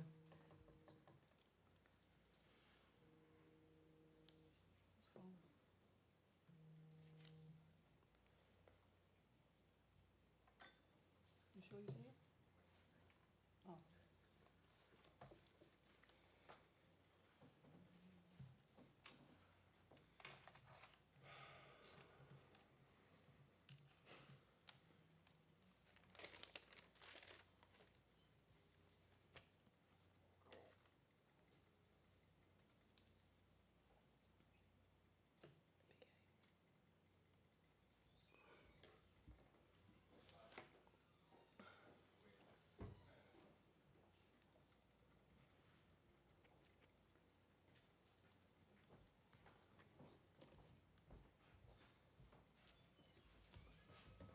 We're on 24-2019. We just closed the citizen comments. So we're on the motion for final adoption. We have a motion to adopt already? Are we Well, on we, the s- we was about to. motion? Okay. Are we good to go? Yes. Is there a motion to adopt on final? Move. Second. Motion by Councilman Jackson, second by Councilman Johnson Jr. On the motion. I have a question on the motion, Council President. Councilman Jackson? And this is to you, Mr. BA. On this, the third page, I believe it is, under section 4 and 5, I read that the council is delegating duty to the CFO. First, is that a routine delegation in these circumstances? I don't remember what the previous resolutions have stated. And also, will those go to the acting chief financial officer? The answer is that in all bond ordinances that I've seen, this is standard language, the delegation, because the CFO has to make the certifications, and it will go to the acting CFO. Okay, thank you. That's all I had, Council President. Council President? Yes. And Mr. Hartwick, Please talk into the mic. This is going through bond council, and there was any, recommendation, anything from bond council? I'm sorry, what? This is going through bond council, and it Yes. was just strict approve, no recommendation? No, it was drafted by bond council. Bond council appeared at the local finance board hearing with us, Okay, fully aware of what's going on. gotcha. Thank you. Roll call. I'm sorry. Did you get Mr. Fell's letter? I And did. Did you, the question he had asked about the indebtedness with the Bank of America building? Yes? Do you, that was the question he asked, and you weren't in here. About did whether you? or not the supplemental debt statement has been amended? It has. Okay, I'll provide a copy. okay. Thank you, Roll Council. call. Councilman Coley? Yes. Councilman Jackson? Yes. Councilman Johnson Jr.? Yes. Councilwoman Summers Johnson? Yes. Councilwoman Williams? Yes. Councilwoman Wooten is absent. Council President Eason. Yes. 32-2019, an ordinance to amend the code of the City of Orange Township, Chapter 200, entitled Vehicles and Traffic, Section 200-10.2, Residential Permit, Hickory Street. Are there any citizens who wish to speak? Motion to close citizen comment? Move. Second. Motion by Councilman Johnson Jr., second by Councilman Coley. All in favor? Aye. Any opposed? Motion to adopt on final? Move. Second. Motion by Councilwoman Williams, second by Councilman Johnson Jr. On the motion? Seeing none, roll call. Councilman Coley? Yes. Councilman Jackson? Yes. Councilman Johnson Jr.? Yes. Councilwoman Summers Johnson? Yes. Councilwoman Williams? Yes. Councilwoman Wooten is absent. Council President Eason. Yes. 33-2019. I'll read the title and then I'll read into the record what the amendments are. An ordinance amending sections 84.1 of the City of Orange Township Administrative Code relating to Article 1, paraphernalia, sale, and display restricted, sponsored by Councilmember Adrian Wooten. In the now therefore be it ordained clause, the first paragraph, no person shall advertise, display, or adulterate the word "the" packaging of common use items, and also new is including but not limited to the chore boy, steel wool pads, pipe cleaners, small tubes with flowers, is the amendment. Is there a motion to adopt as amended? Move. I'm sorry. Are there any citizens who wish to speak? No. Motion to close. Is there a motion to close? Move. Second. Motion by Councilwoman Williams, second by Councilman Jackson. All in favor? Aye. Any opposed? Is there a motion to adopt on final as amended? Move. Second. Motion by Councilwoman Williams, second by Councilman Jackson on the motion. Seeing none, roll call. Councilman Coley? Yes. Councilman Jackson? Yes.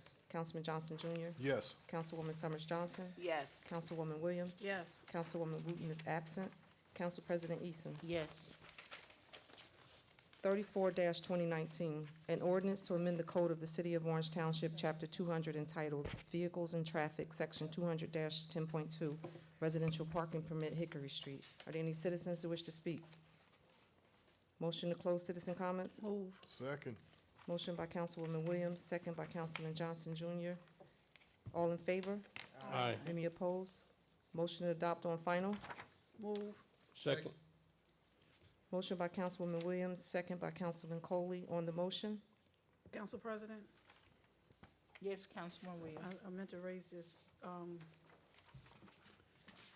prior, so, Council President, to Mr. Towns and Mr. Hartwick, I've had a conversation, I believe, I know I had it with Mr. Hartwick, but I don't know if I had it with you.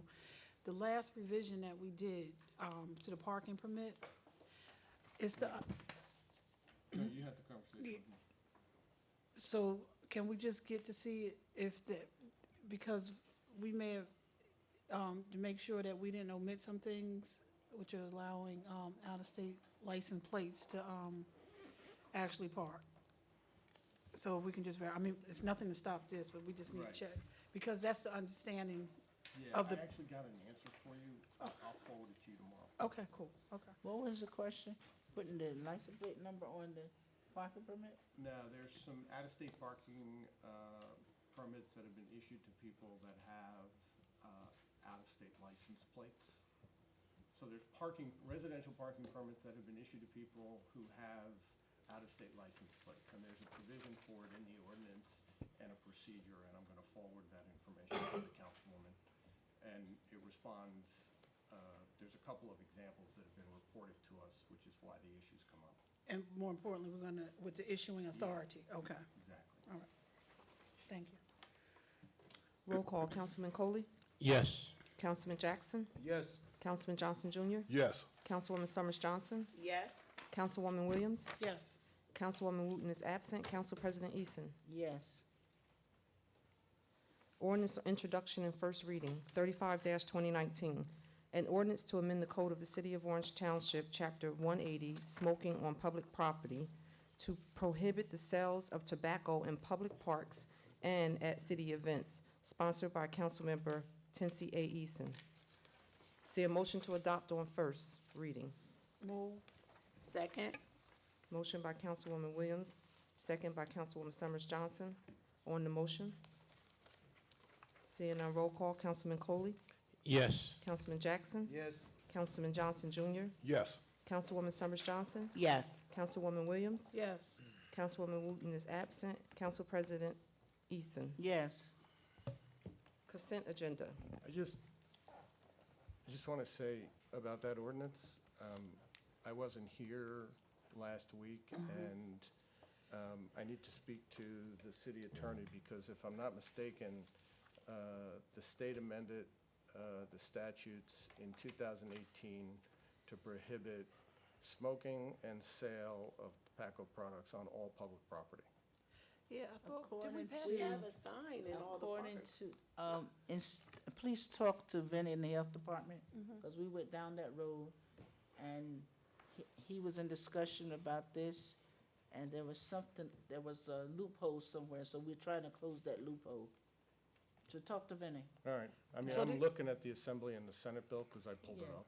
But Okay. just talk to So- Vinnie, because this I'll is talk gonna to him. be something that I guess the health department would enforce, right?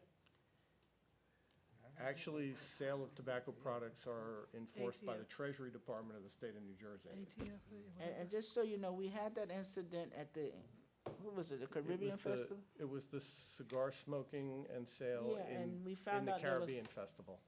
Yeah, there, huh?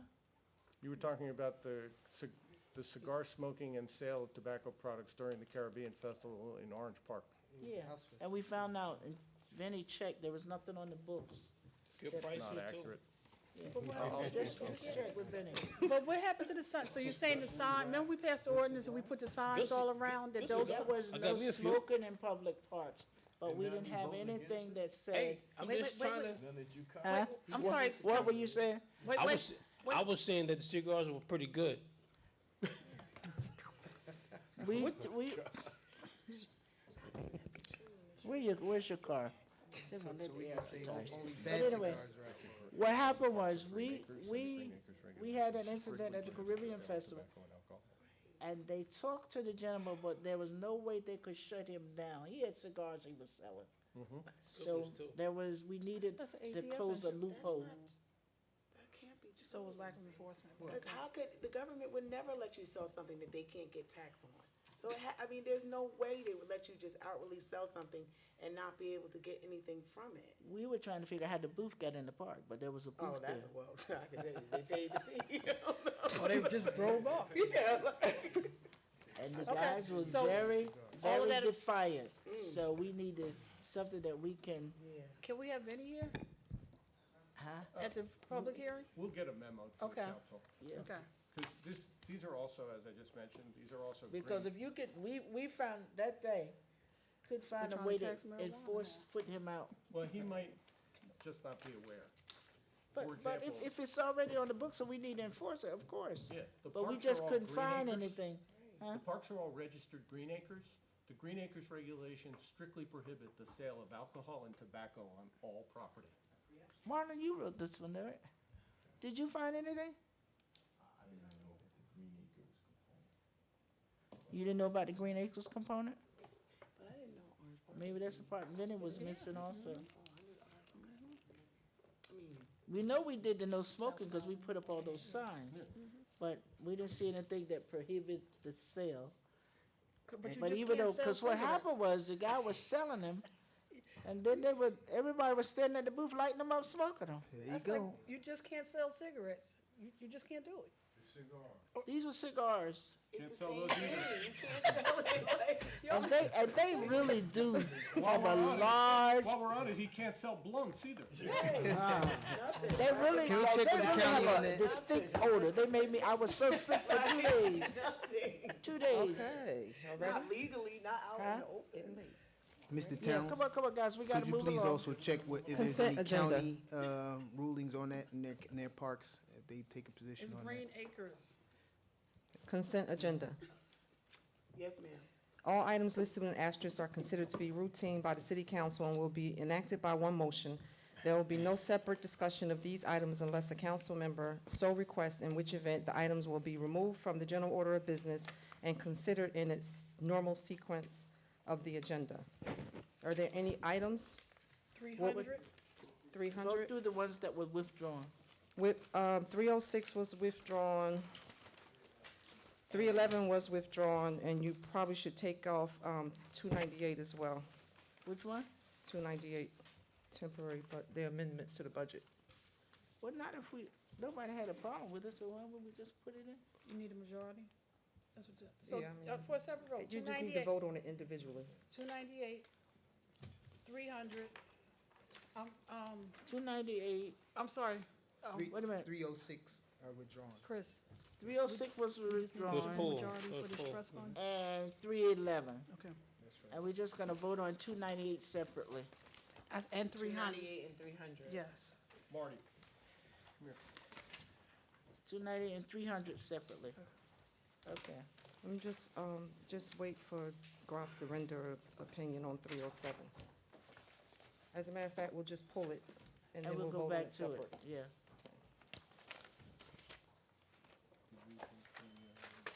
The consent agenda consists of, we're good with 184 moving forward. No, we're not releasing that. This was Councilwoman Wooten, so we postponing it to another No, meeting? that wasn't Councilwoman Wooten. That was something the administration put up. I know, thought we no, what I'm withdrew- saying is she kept wanting to postpone it. She's not here tonight. Well, we're gonna leave it where it is. We're not gonna vote on it. So it's still postponed to the next meeting? Okay. Because I thought Mr. Hartwick pulled that off the agenda the last meeting. which one? 184, 2019. I postponed it. So we're postponing it again. Yep. Okay, Okay. so 184 is postponed to the next meeting.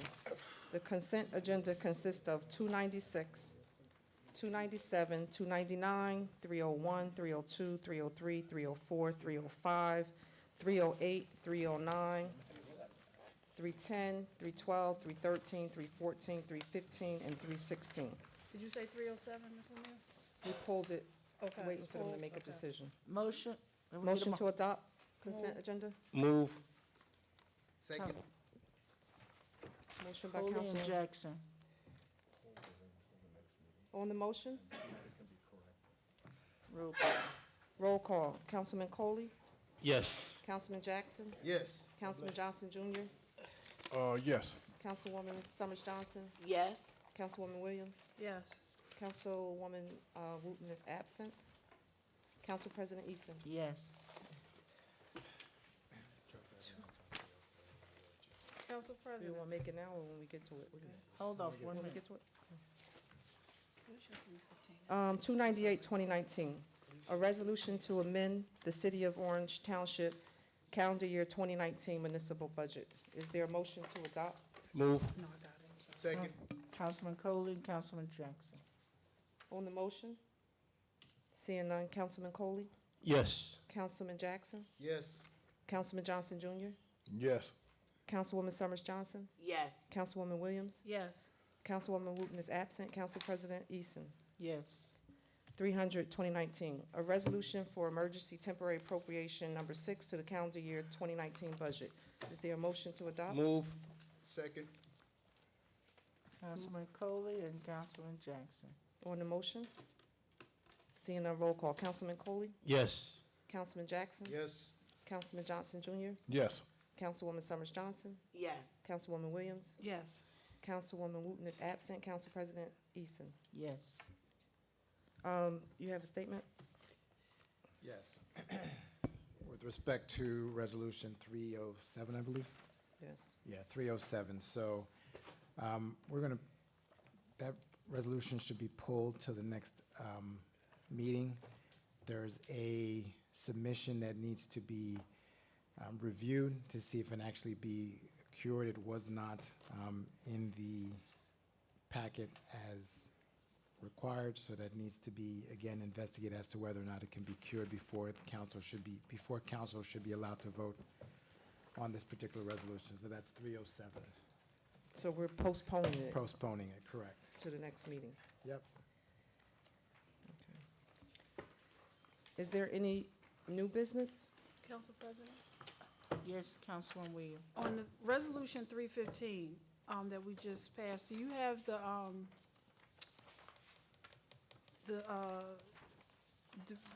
backup document that you got from the the league?